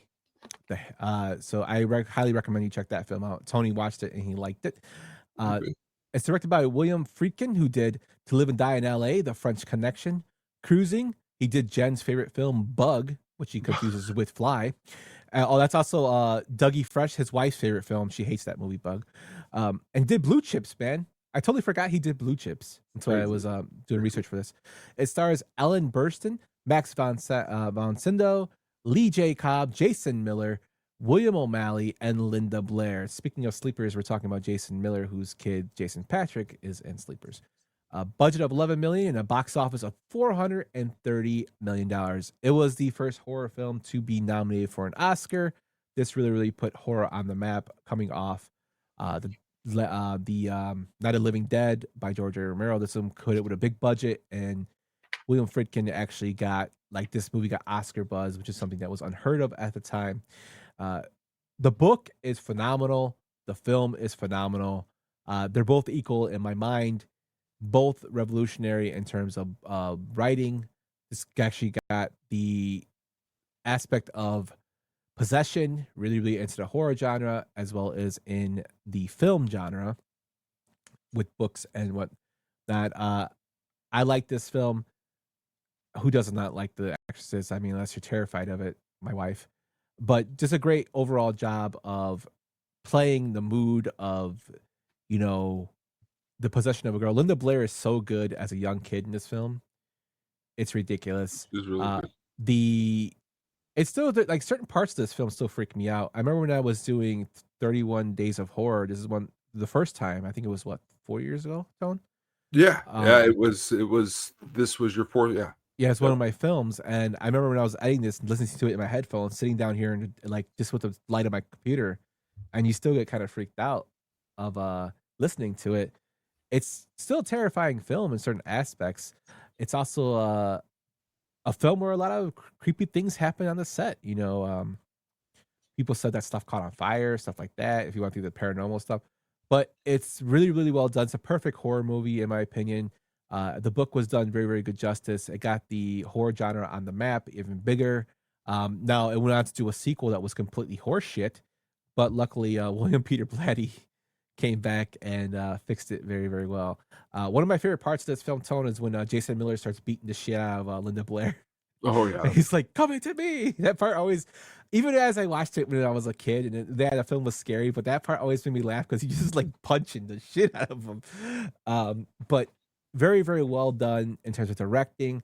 When you see their breath, it is real. There's no CGI, no camera tricks. They were actually in a cold room that was the actors were freezing in. Just well done. And still freaks me out. What do you think about The Exorcist, my man? Classic. I mean, I don't think I've ever met anybody who said anything negative about The Exorcist. I mean, go through the music is great, great soundtrack. But as you stated, I mean, for some unknown reason, for myself, Jason Miller always stuck in my head as did a really good job in the movie. And then when seeing the third one coming back, I thought that was really cool. So I've never actually sat down and read the book, but everything that I have heard, it's good. Yeah, the book. So in the book, they name the demon. Oh, okay. Which is why in The Heretic they keep using it.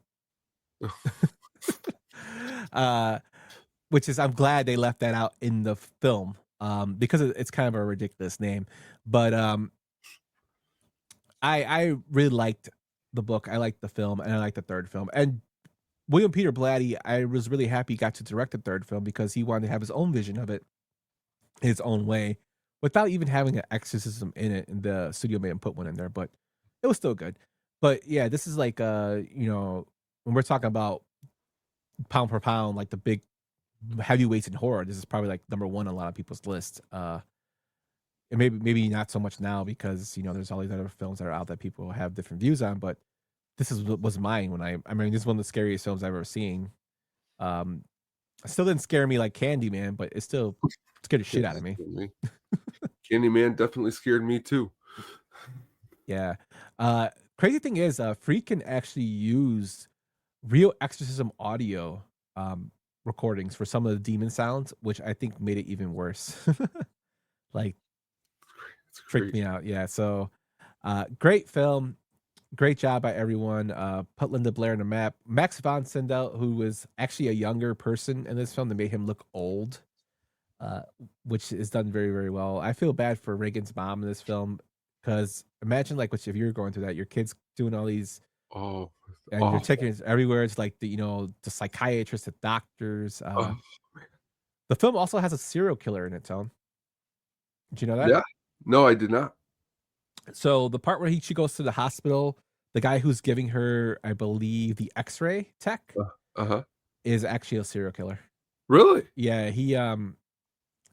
don't know if he was he did an acting job there, but he might have worked in the hospital. But I know he killed like 4 women. That's crazy. Yeah, it's Crazy. it's pretty Sad crazy, too. Sad and crazy. sad and crazy. But if you haven't seen The Exorcist, get off your ass and go watch it. What'd you think of the new one? But I don't know if you heard, since you're speaking of some news, they Yeah, just announced last week that I think Scarlett Johansson is going to star in a new one. yeah, she's a busy girl. She's coming back for The Exorcist, and she's in talks to take over Catwoman for Zoe Kravitz. Look at that. Look at that. Living life. I'm not gonna see the new one. I didn't see the new one. It looks stupid to me. David, I will say this: David Gordon Green has kind of made me not want to watch any of his movies. Yeah, that is a fair assumption. So that's why I didn't see it. And when my brother told me it was horrible, I was like, yeah, I figured. But the original was great. Check it out. Even some of the sequels are good. Dominion's very good. I like that one. It's a prequel. I didn't see the beginning. I don't know if the beginning was good. I think it was like kind of like the Dominion. I can't remember, but they're okay. Check them out. But yeah, The Exorcist. I couldn't talk about a book that became a film without talking about probably one of the best horror films, man. That's true. But the next one is another big time heavyweight film. Let's get to that one. This is difficult. Give your career a rest. Leave her alone. A naked guy with a gun? You expect anyone to believe that? Get the fuck away from me. I love Russell Crowe in that film. L.A. Confidential. It was released in 1997. And it's a book written by James Ellroy. Excuse me. Sure. It's directed by Curtis Hanson, who did The Hand That Rocks the Cradle. That made me laugh when I read that. Wonder Boys, Inner Shoes, Chasing Mavericks, Lucky You, and The River Wild. It stars Kevin Spacey, Russell Crowe, Guy Pearce, Kim Basinger, Danny DeVito, David Stray. How do you say his name, Tone? I always get his name wrong. Strahan. Strahan. David Strahan, Ron Rifkin, and James Cromwell. That will do, pig. And a budget of $35 million and a box office of $125 million. Tone, tell us about LA Confidential, my friend. I'm laughing real quick because I just thought of when David Strathairn, because I just watched him on The Sopranos. Yeah. When he's in the bed, he looks at Carmela and he's like, no. He pretty much tells her off or whatever. Yeah. She starts crying. You know what? Yeah, before I go further, you were right about something, because I had watched The Sopranos a lot, but I had never focused in on Carmela before. Mm-hmm. But when we had our show, you told me that she was very, very annoying and she sucked. And when you said that, I didn't even say anything to you, but I said in my head, I go, well, I never really had a problem with her. Oh, she sucks. Oh, you're absolutely right. But back to what we're talking about here. The book to this movie. I love LA Confidential. It's one of my favorite movies of all time. I mean, I love it a lot. I like a lot of movies though a lot. But that being said, the book, you're looking for deeper in the characters. It's a little more hardcore. What's cool about the book versus the movie is the book takes place over years. Mm-hmm. The movie takes place over a couple months. So like in the book, you get a little bit more, and there's a little bit more juice, and things a little bit more like make a little bit more sense. Not that the movie doesn't, because it just says it's a great movie, but the book though, you just get a little bit more. Now, looking at, so I never read the book. I'm just gonna be honest because the book was written in 1990. But I did research on it, and it is a part of a quartet, the LA Quartet. The first being the Black Delilah, which was a real murder, and they made a film out with Josh Hartnett, which wasn't that great. The Big Nowhere, and then of course LA Confidential was the third one, and then White Jazz was the last film. All characters are the same in each of the films, or is it?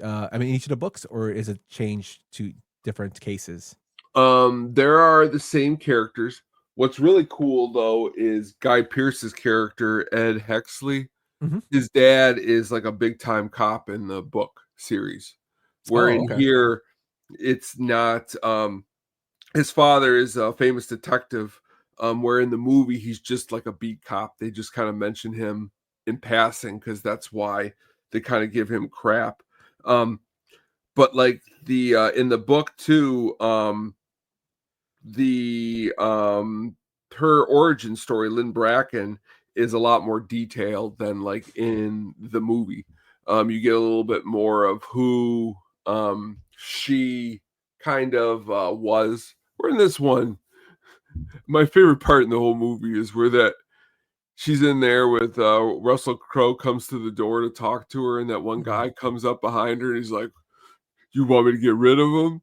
And then like the way Russell Crowe talks to that guy, but like you don't get some of that stuff in the book because you don't hear, like you said, Russell Crowe does a great job.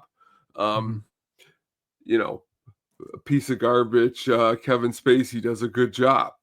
You know what I mean? Like you get some really good performances. Personally, if you want to know, I'm gonna tell you my favorite underrated performance in this movie is James Cromwell. I'm a big James Cromwell fan.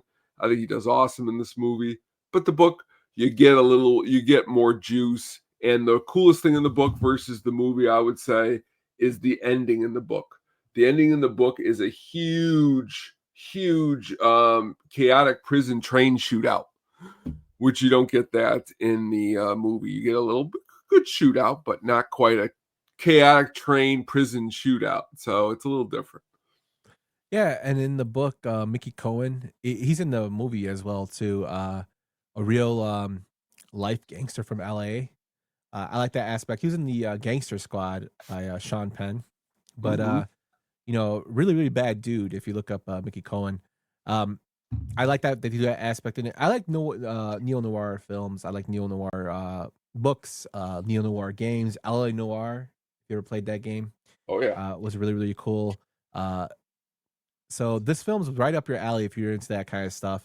The books, check them out. I'm actually interested now in reading the books since you put it out there. I might do audiobooks. It'd be a little better for me. Get it in pretty quick.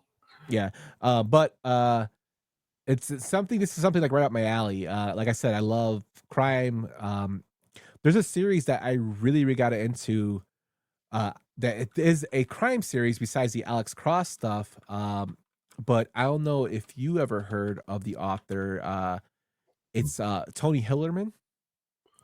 Sounds familiar, kind of. Yeah. So Tony Hillerman wrote a lot of novels about reservations with crime, and his main character is Detective Joe Leaphorn and Officer Jim Chi, and they basically investigate crimes on reservations. One of the books he wrote was Sacred Clowns. He also did The Blessing Way, Listening Women, People of Darkness, stuff like that. They've released films on these, and they're pretty good. But the books are really, really interesting because they give it more of a crime aspect of how they handle stuff on reservations, which I thought was kind of cool. Take a look at that. Yeah, check them out. Blessing Way is really good. Sacred Clowns is really good. Right. And you can get into any book. It doesn't really. They don't really go from. You don't have to know the previous ones, and the characters are kind of explained a little bit in each book. They'll like be introduced the same way, kind of. But it's just really interesting to me. But yeah, check out Tony Hillerman. But yeah, I love LA Confidential. I love the film. I think Russell Crowe is at like a peak Russell Crowe. Although Russell Crowe is getting a resurgence now in film again. Now you want to have a good time. Now I don't suggest this as like a good movie, but if you want to have fun, he's played recently. I think it was in the last year or two. He's played in 2 movies. He's played pretty much a priest who is like taking down demon, like he's like an exorcist priest, Yeah, pretty much. And honestly, they're ridiculous, and he does a good job in them. So for if you like Russell Crowe, so I'm here for the Crowe resurgence. He's got some good stuff. So that film makes me laugh because he's overweight. Russell Crowe's overweight, and he drives like a little scooter like a little scooter moped. Yes. It makes me laugh, that film. About it. It was okay. Those films were okay. I don't mind them. I like Russell Crowe. I think he's a great actor. Yes. But even in that film he did where he was the cop, the comedic, the Wrong Guys, I think it was, the Nice Guys. Yeah, that's a good movie. That was actually a very, very a good film too. So he's coming back out there. I did like the fact that people were asking him about Gladiator 2, and he's like, I'm not in the film. I have no idea how they're doing it. So, which cracks me up. But I'm looking forward to seeing what he does next. He's kind of in the hot horror genre now, so like you said. So we'll just see where he goes from there, my friend. But this film, he's excellent in. Like I think it's peak Russell Crowe, and it just makes me laugh. There's a meme out there, Tone, because Russell Crowe is getting bigger. He did a film called Nuremberg, and he's a very, very husky man. And there's a Simpsons meme that I just looked up right now, and it says, Russell Crowe turned into John Goodman so gradually. I didn't notice. And if you look at this picture, I'm gonna send it to you. You can check it out after the pod. Oh. He looks just like John Goodman in this photo. I sent it to Zombie Jackie because she's my Simpsons go-to. But it's hilarious because you don't notice it until that meme, and I'm like, holy shit, he looks just like John Goodman. Well, he did that one movie, I don't know if you've ever heard of it, where he's like it's pretty much like Falling Down with Michael Douglas, but it's like a new version with him. He gets run off the road, like some girl does something, and he pretty much just chases this girl the whole movie, and like he's insane. I think it's called Unhinged. Oh my god, you want to laugh riot? He's like Russell Crowe times a million on steroids of ridiculousness in this movie, because he just doesn't stop, and it shows really his range. Because when you could be an Academy Award winning movie like Gladiator, and then you come back and do something ridiculous like this, that's why I like your career. I think. Yeah. I mean, he's good. Yeah. The Exorcism is the film about the Pope's exorcism. The Exorcism. So check those out. Great, this is a great pick. I really, really like LA Confidential. If you haven't seen it, be sure to check it out. Great film. Great crime film. Moving on, my friends. He had a harebrained idea to get him nabbed on insurance money on his car. That's bad luck. I'd say. 2023's Killers of the Flower Moon, a book written by David Gran. It was directed by Martin Scorsese, who, of course, did Goodfellas, Casino, The Last Temptation of Christ, Departed, Taxi Driver, and Mean Streets. It stars Leonardo DiCaprio, Robert De Niro, Lily Gladstone, Jesse Plemons, Tantu Cardinal, and John Lithgow. Now, this film had a budget of $200 million and made $158 million at the box office, so it lost money. My kitchen cabinet got screwed up over Thanksgiving. It's unhinged. Jack. Oh, mailman Jack, you're the man. This film is based off the book of the same name that actually covers the Osage County murders that were first case taken on by the newly formed FBI director, J. Edgar Hoover. And it basically is the Osage people are found oil, and a lot of people basically, killed them off, or married to them, or killed them off to get their inheritance. This film is not an easy film to watch. It's very long, I will tell you that, but just the character, I always say that Leo to me is a great actor, but I think he's kind of like overrated. This film, I think he did a great job because he made me not like him extremely. He was not a good person, and the person he portrays was not a good person in real life. I really, really liked the film, but I will say this: the book, I think, is a little bit better because I did not like the way Scorsese ended this film with the radio show. But Lily Gladstone was phenomenal in it. I thought she should have won the Oscar. I think Jesse Plemons is awesome. I think Robert De Niro is awesome. A little too much hate on the Freemasons, even, but I know why they put that in there. But I think it's a great telling. I think the book is great, and the film is a great telling of the story. It's just a hard watch, but it dealt with something in history that was horrific. Um, Mailman Jack says he wished somebody else made this movie. Who'd you wish made the movie for Mailman Jack? Um, I think the book is very, very good. It's a lot better, but I like the film. Tone, what'd you think of Killers of the Flower Moon? There's two movies that I just really haven't been able to really get into or grasp in the last 10 years. And I think it's maybe because I didn't see them in a big screen in a movie theater in a quiet area. It's this movie and it's The Irishman. And maybe these are the only two movies, which is funny because I don't really, I love long movies. Mm-hmm. And when I've talked about these movies in the past, I've knocked their length, which makes people think that I don't like long movies. No, these just felt really, really long. And what I heard about both, especially this one, it would have done more better to make it like into a short series, possibly, as opposed to a film.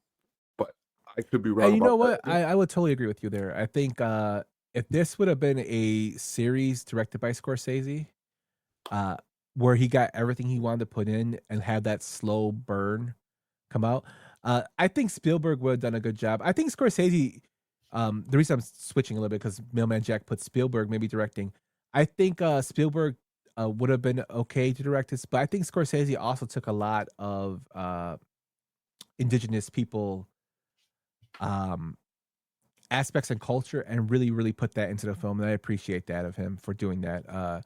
And he used a lot of the music. He used a lot of, even at the Oscars, they had them perform, which I thought was really cool. I know a guy who could have directed this movie, possibly.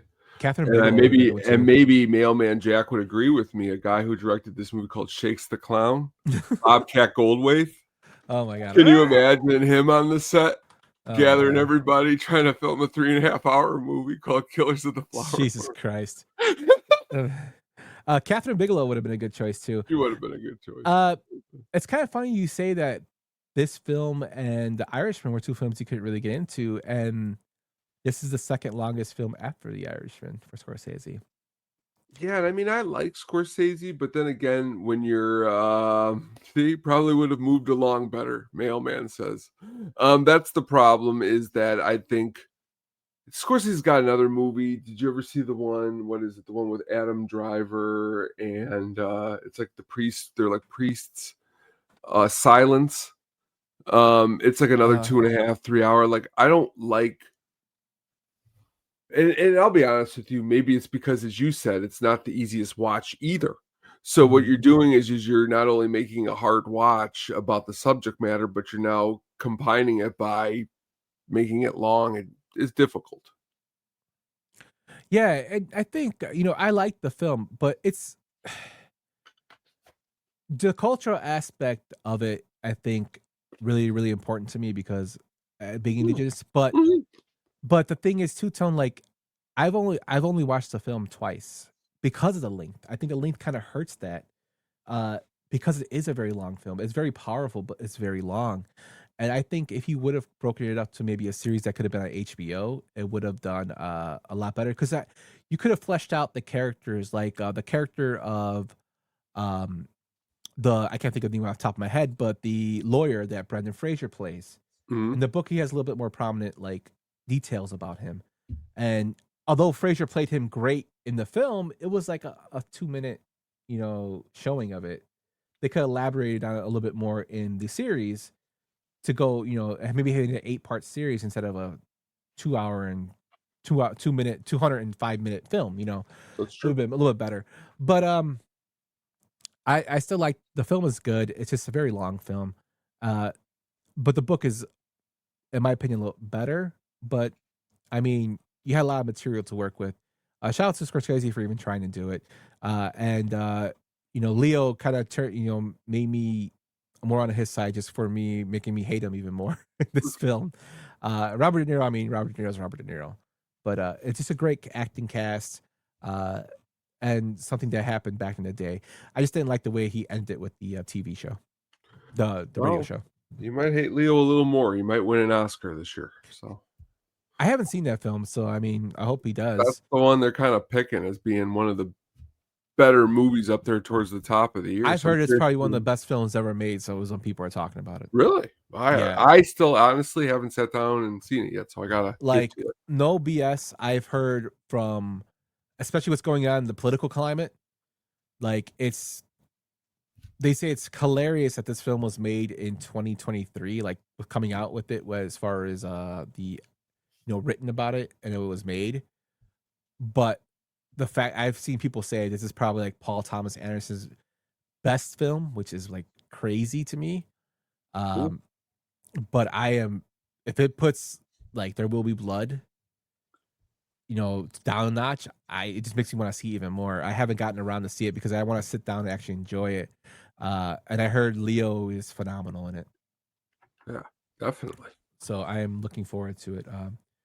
Jack says, I've been reading Reacher books a lot lately. I need to back up and listen to your thoughts. Yes, Jack, do that, my friend. They're awesome vacation books. The mailman gets vacations? No, but if you want to see a film that details the hardships of the Osage, check out Killers of the Flower Moon. Lily Gladstone still should have won that Oscar, Emma Stone, but I digress. The next film, though, is not as long, but is quite hilarious. Let's go on to that one, my man. Make you proud to be Scottish! It's shite being Scottish! We're the lowest of the low! The scum of the fucking earth! Trainspotting, released in 1996, a book by Irvin Welsh, directed by Danny Boyle, who did 28 Days Later, 28 Years Later. He's Yesterday, Trance, Slumdog Millionaire, Steve Jobs in 127 Hours. It stars Ewan McGregor, Edwin Bremer, Kevin McKidd, Johnny Lee Miller, Robert Carlyle, and Kelly MacDonald. It has a budget of $1.5 million and a box office of $16.9 million. Tone, tell me about Trainspotting. It's one of those things again, because a lot of people always Tarantino. We always say Tarantino, Scorsese. But Danny Boyle makes some really good movies, and this is one of the ones that if he didn't get to make, I don't think he would have got to make things like 28 Years Later, Days Later, or Slumdog Millionaire, which won a bunch of Oscars and stuff like that. But this movie itself, I love the soundtrack, of course. Iggy Pop's Lust for Life will always play in my head, and I'll always think of Trainspotting when they're always running.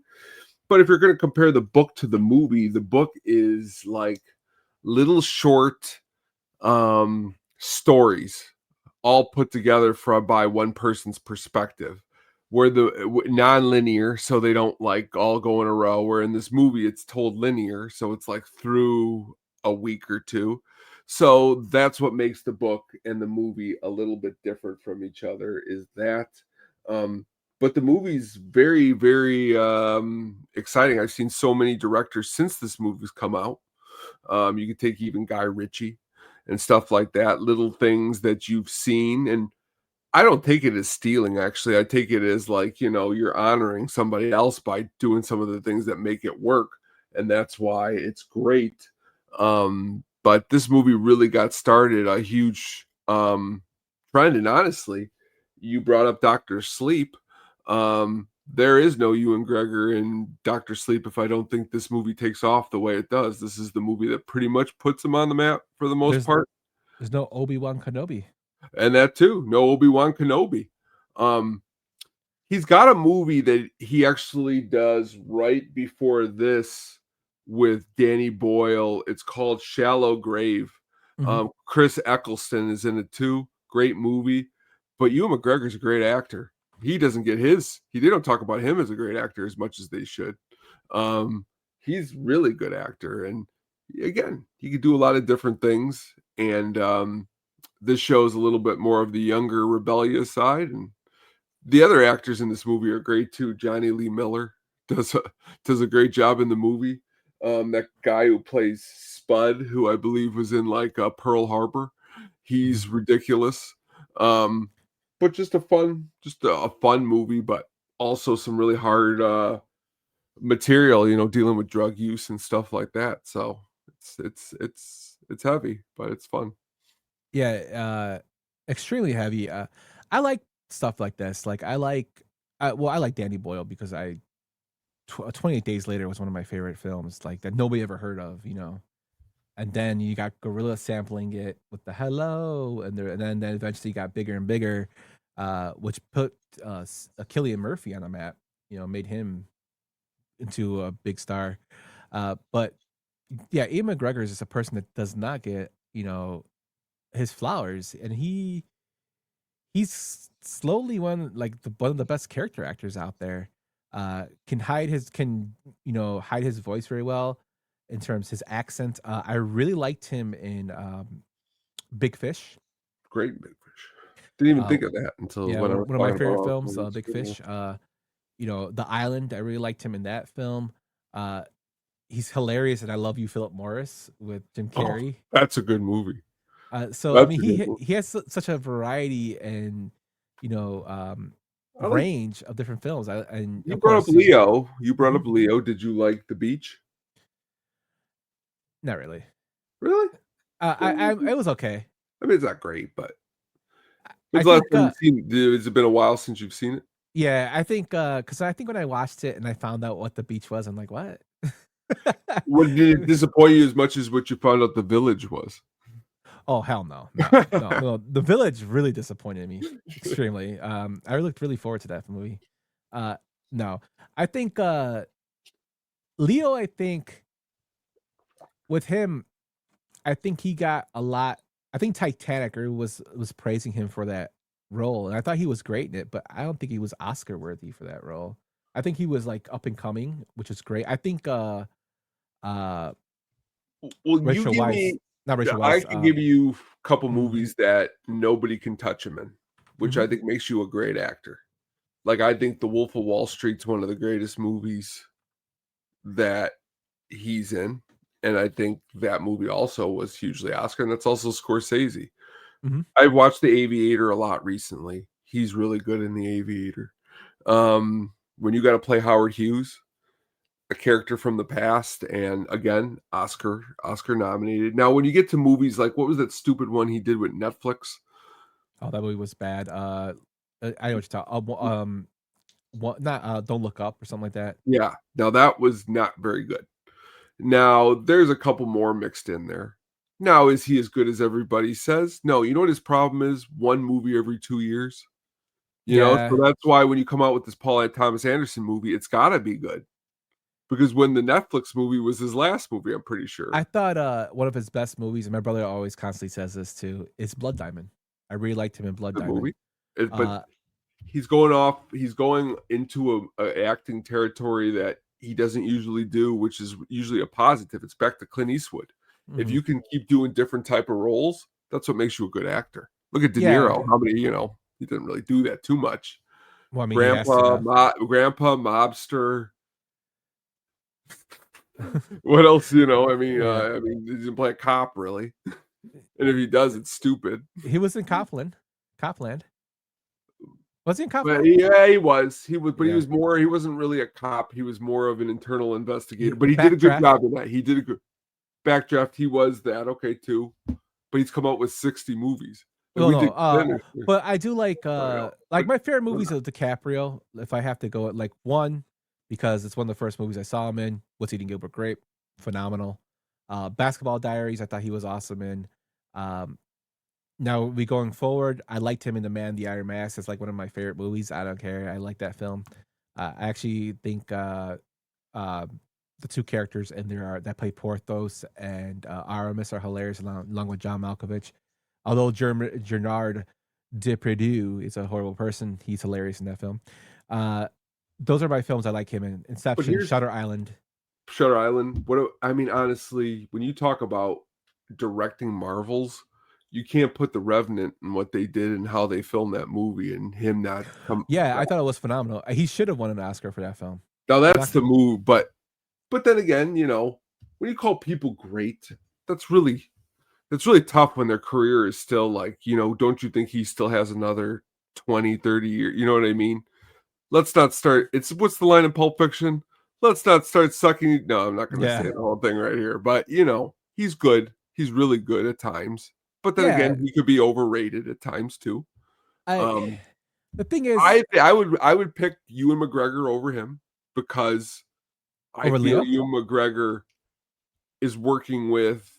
Sometimes, honestly, he could be working with a lot less in the talent department, but he puts a lot more forth in his performance that overcomes that. Maybe I don't see, know. the thing is with Leo, like people are saying he's like one of the greatest actors of all time. I don't like, and I can't really fault him for doing movies every few years because Daniel David Lewis, in my opinion, I know we had the disagreement, is like my favorite actor. I think he's probably the greatest actor in my generation, but he's only done certain films. You know what I mean? So I can't really hate Leo for doing that. I wish Leo would make more stuff. I wish, I want to see Leo. I would like to see Leo direct. To be honest with you, I want to see how he sees how a film should be. I mean, he's worked with the best directors. I think there's something that, like, when you talk, like, for some reason, it's something that I've heard before is that, like, when you look at your Redfords and your Dustin Hoffmans, they look more mature than sometimes Leonardo looks. Like Leonardo sometimes looks young still for his age. Young, I'm pretty sure he's in his 50s, or he's pretty much closing in on to his 50s. Leo, he's 51. And does he look? I mean, I'm not.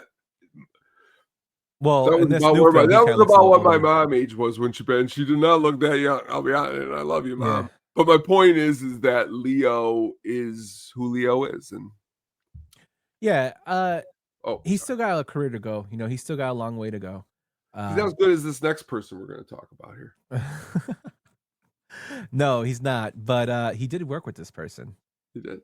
So, Chief, you fooled them. You fooled them all.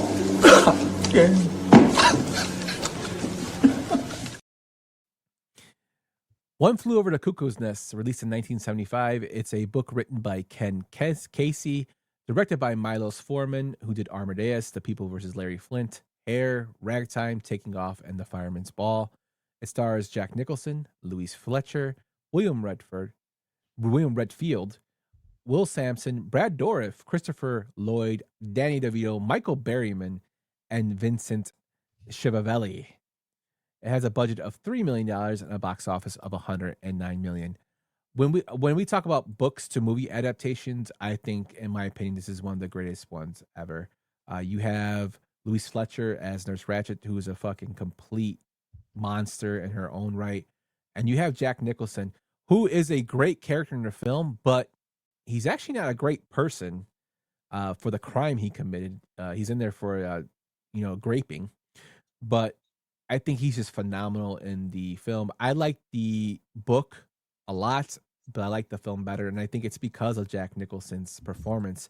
The scene I play with him and Chief is when Chief actually mumbles something, because Chief is one of those characters that never speak. And then he mumbles something to him while they're eating some candy. And Jack Nicholson's joy of seeing that Chief is playing them all makes me laugh, because he hated the fact that they all kind of were subdued and became submissive to Nurse Ratched. He was always the outspoken one. He was always the one that was talking, and he was always the person that was disturbing the group. And to see that somebody else was doing it in their own way made him so happy. That's why I love that little clip of him doing that. Just film has just such phenomenal actors. Michael Berryman's great as Alice. You have Scatman Crothers as Turkle in here. Vincent Schiavelli, even though he plays a small role, is great. Dan DeVito, Christopher Lloyd, Brad Dourif, all small roles, but great job. Louise Fletcher and Jack Nicholson go head to head in a heavyweight battle between the two great actors. It's also a very sad ending of the film. And it won 5 Oscars, Tone. This film won 5 Oscars for Best Picture, Best Actor, Best Actress. Brad Dourif was nominated for Best Supporting Actor in this film and Best Director. Just a great film. That is, I don't know if anything could be so much better and perfect than the book, if another movie can do that, I don't know if it's possible and win so many great awards like this one. It's just it's one of Nicholson's best roles, in my opinion. What'd you think about it? You said everything that I would repeat, that you said. It's great. It's one of the greatest. What's great about movies like this is when you can take like this little piece. Again, we said like after this movie, of course, there's been lots of movies that take place in like a place where people are trying to get help mentally, you know what I mean? Like, and honestly, but nobody has done it even closer, even half as good as what they've done. Because as you said, it's the characters, it's the acting, it's the directing, it's the film, it's the whole entire thing. To me, it's the Chief. Chief is Will Sampson did just a great job. And I remember seeing it for the first time, 15, 16, 14, 13, somewhere around there. And just being like, I love movies. This is why I love movies. Movies like this. Jack is great. And as the other Jack just said, the ending is haunting. The music that's playing.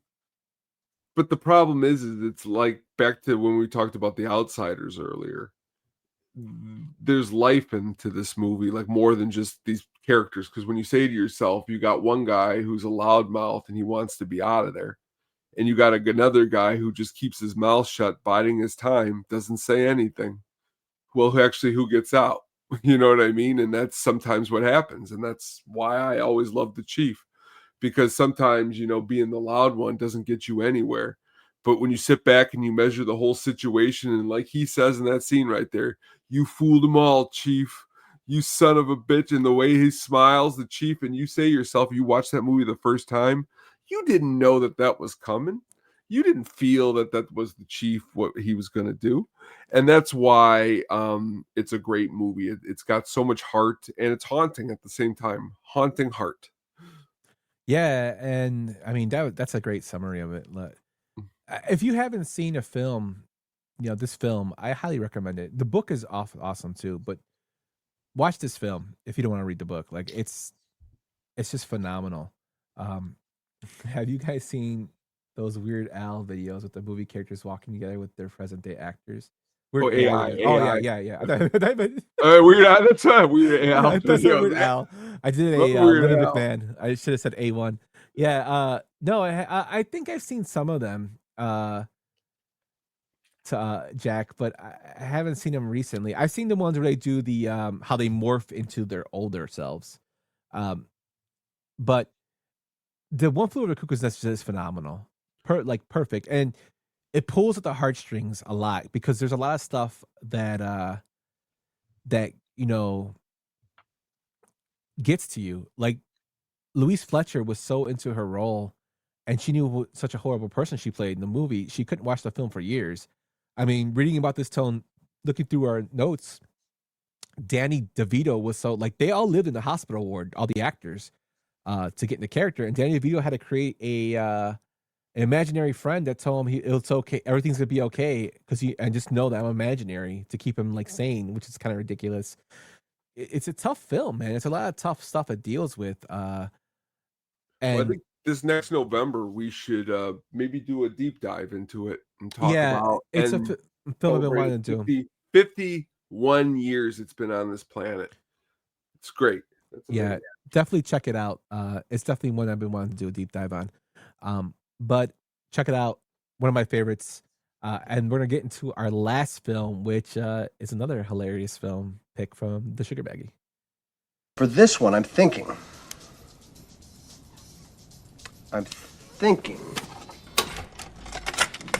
When is this gonna stop? High Fidelity, released in 2000, a book written by Nick Hornby. It was directed by Stephen Frears, who did Dangerous Liaisons. Every time I hear that, I think of that clip from Friends. I never liked Friends, but I've seen it on TikTok where like she claims this is her favorite movie, Dangerous Liaisons, but her real favorite movie is Weekend at Bernie's, which always makes me like The Queen, Philomania, Pretty Little Things, Liam, and The Grifters. It stars John Cusack, Eben Halgili, I hope I said that correctly, Todd Luzio, Jack Black, Lisa Bonet, Catherine Zeta-Jones, Joan Cusack, and Tim Robbins appears. So Tim Robbins pulling double duty on this list. Had a budget of $30 million and a box office of $47 million. Tone, tell me about High Fidelity, my friend. Again, good movie. The book is really good. I've watched the movie though than I've read the book. More than I've read the book, because generally when I read a book, I might go back and read it again, but with a movie, watch it a little bit more. But with this movie, definitely enjoy the well, I'll just start here with what Mailman Jack said. Catherine Zeta-Jones, her performance is pretty awesome in this movie. I like the way the movie goes through. Honestly, the movie's got a lot of heart because I really enjoy how he's able to go through these breakups and put the music with the breakups. Now, in the book, you don't get to hear the music. So, you know me, I love music. So, like, to be able to hear all these songs and hear it break down the way he breaks it down. And I'm going to give some mad props because I think this is one of JB's best performances, Jack Black. I think he is on fire in this movie. He's got a lot of good one-liners, really hilarious. Just working in the record store. It's just a good movie for people who like, it's funny. Did you see the movie cut the meaning of the novel off a little bit? The whole learning it's not what you like, it's what you like. It's still a great flick. Yeah. It's so this is like a I think of this film more as like a play. Because a play has those musical plays have music in them. And this film does a great job of blending in music with each, breakup of his. I love the fact that the guys at the record store, because it cracks me up because it reminds me of me, you, and Mailman Jack working there. Yeah. And how the kind of stuff that we would be talking about, the random shit. I love when Tim Robbins' character comes in. Oh, get your patchouli smell out of here. He goes, "Hey, it's me, it's Ian." But the way he's dressed cracks me up because he has the long, gray hair and a ponytail. He's not a great, phenomenal actor. It's just so many good things in this film. And I remember when this was released, the way I think they advertise it like so incorrectly, because they advertise it so much as a, this wacky comedy, which it does have a lot of comedy in it, and but it's so much more than that. Like, the soundtrack's great, the cast is awesome, just a great ensemble. Everything you could ask for music heads and comedy, with romance in it. And shout out to John Cusack, because he really does a great job of in those romantic films where he's like the guy that gets heartbroken. He did this one. Better Off Dead was another one. Now, what movie do you like really quick? What movie do you like better? Do you like High Fidelity better or Grosse Point Blank? I actually like both of them a lot. I would probably say High Fidelity. Although I do like Grosse Point Blank, but High Fidelity because I think I watched it more. Yeah. But I think High Fidelity, probably High Fidelity, because I think it has more characters in it. Grosse Point Blank got Ari Gold in it. Well, I can't think of his name. Jeremy Piven, which is great. And Aykroyd. And Aykroyd and as like a hitman. Yeah. Popcorn. And what's her name? Minnie Driver, which I think is great. But I think High Fidelity just has more characters in it that I think I kind of would like a lot. But they're both very, very good films. Awesome. But this is a good pick, man. The book, like you said, is you can't really listen to the music in it. So does a book like focus on films? Records and vinyls more, or it's what are you more into, like auditory? I mean, when you read the book, because the book is, you can make a 1,000-time argument that the book is a lot better, because like we always talk about, the words are more in there. But if you're someone who wants to just jam, the movie's got more songs, like actually hearing the songs per minute, than a lot of other movies that you generally would watch. And it's one of those films too, I think, that does a great job of having it set in a cool place. Like, who wouldn't want to work at a record store or own one? You know? Yeah. Oh yeah, that's very Um, true. and I don't know. I just like that aspect of it. Funny thing is, Jack Black, you said is great in this film, and he turned down the role. They had to talk him into it, so good for him. But yeah, great film. Great job to end this one off with our 10 films that were books turned into films. Tone, close it out with High Fidelity. When I saw it, I laughed. Any final thoughts, my man? A lot of good ones we covered tonight, really good ones. And honestly, some of these, I really want to go back now and read some of these books again. Even High Fidelity, it's been a couple years since I've read it, and it's time to reread it. Yeah, definitely myself as well. Before we get into the Sugar Baggy soundtrack pick of the week to close out the show, just do some house cleaning here. Tone, tell us what's going on the hookup. We got an episode coming up probably tomorrow or Sunday. But what we got the sad passing, which you sent me the message as you saw it. Steve Cropper passed away. We're going to be talking about that. We're also going to be talking about some other little fun things along the way that we like to do. And that being said, just definitely please check in because we're talking new music. We got some live guests coming up in a couple weeks, so just keep checking in.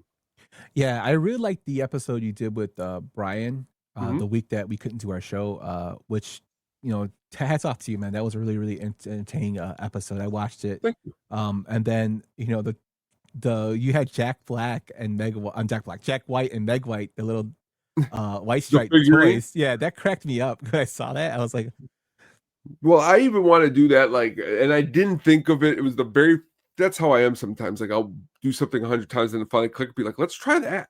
Even then here, like next time I go out, I see any kind of fun little movie stuff, ridiculous, I'm going to pull them up here and we could laugh. Because I didn't think of that until that day. Because I was actually, honestly, I was at Orland Mall. And I was like, oh, this is, okay, we'll get this, that, this. And then I was like, well, that's kind of cool. And also kind of, honestly, there's some really cool, it's giving me some cool backgrounds, like records and stuff for the show. So, yeah. Nice. Yeah, I really enjoyed it. But yeah, check out the hookup.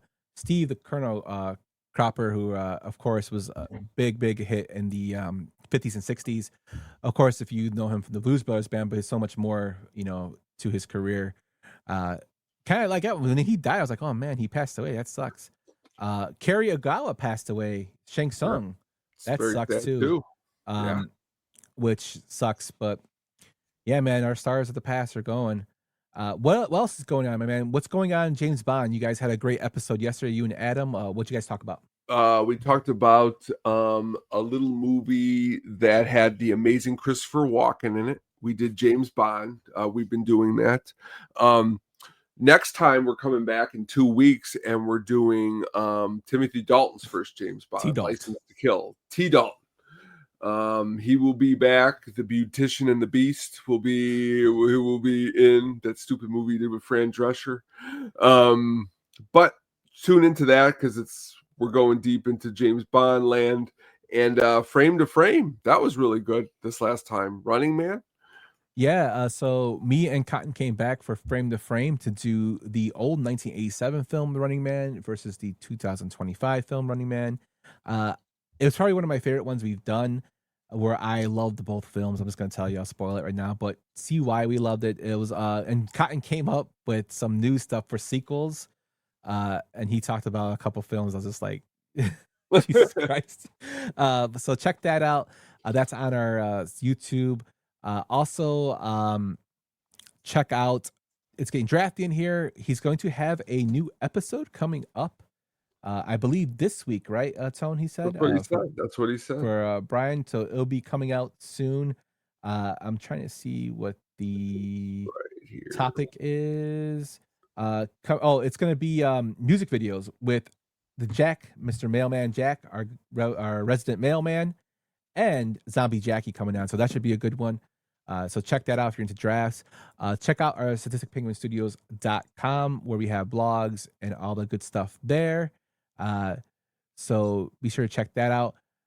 Again, I'm going to plug the food drive for the Southside Food Drive. If you can donate $1, $1 equals 3 meals. Over, if you just all you gotta do is take a picture of the captcha on the screen, and check that out and help people out there. We raised $21,000 already for our $20,000 goal, but stuff's still happening, and you can still donate and help families out if you can. With that, Tone, since we got all of the housekeeping out of the way, let's close out this show, my friend, with the Sugar Baggies soundtrack pick of the week. Let's do it. The Sugar Baggies soundtrack pick of the week.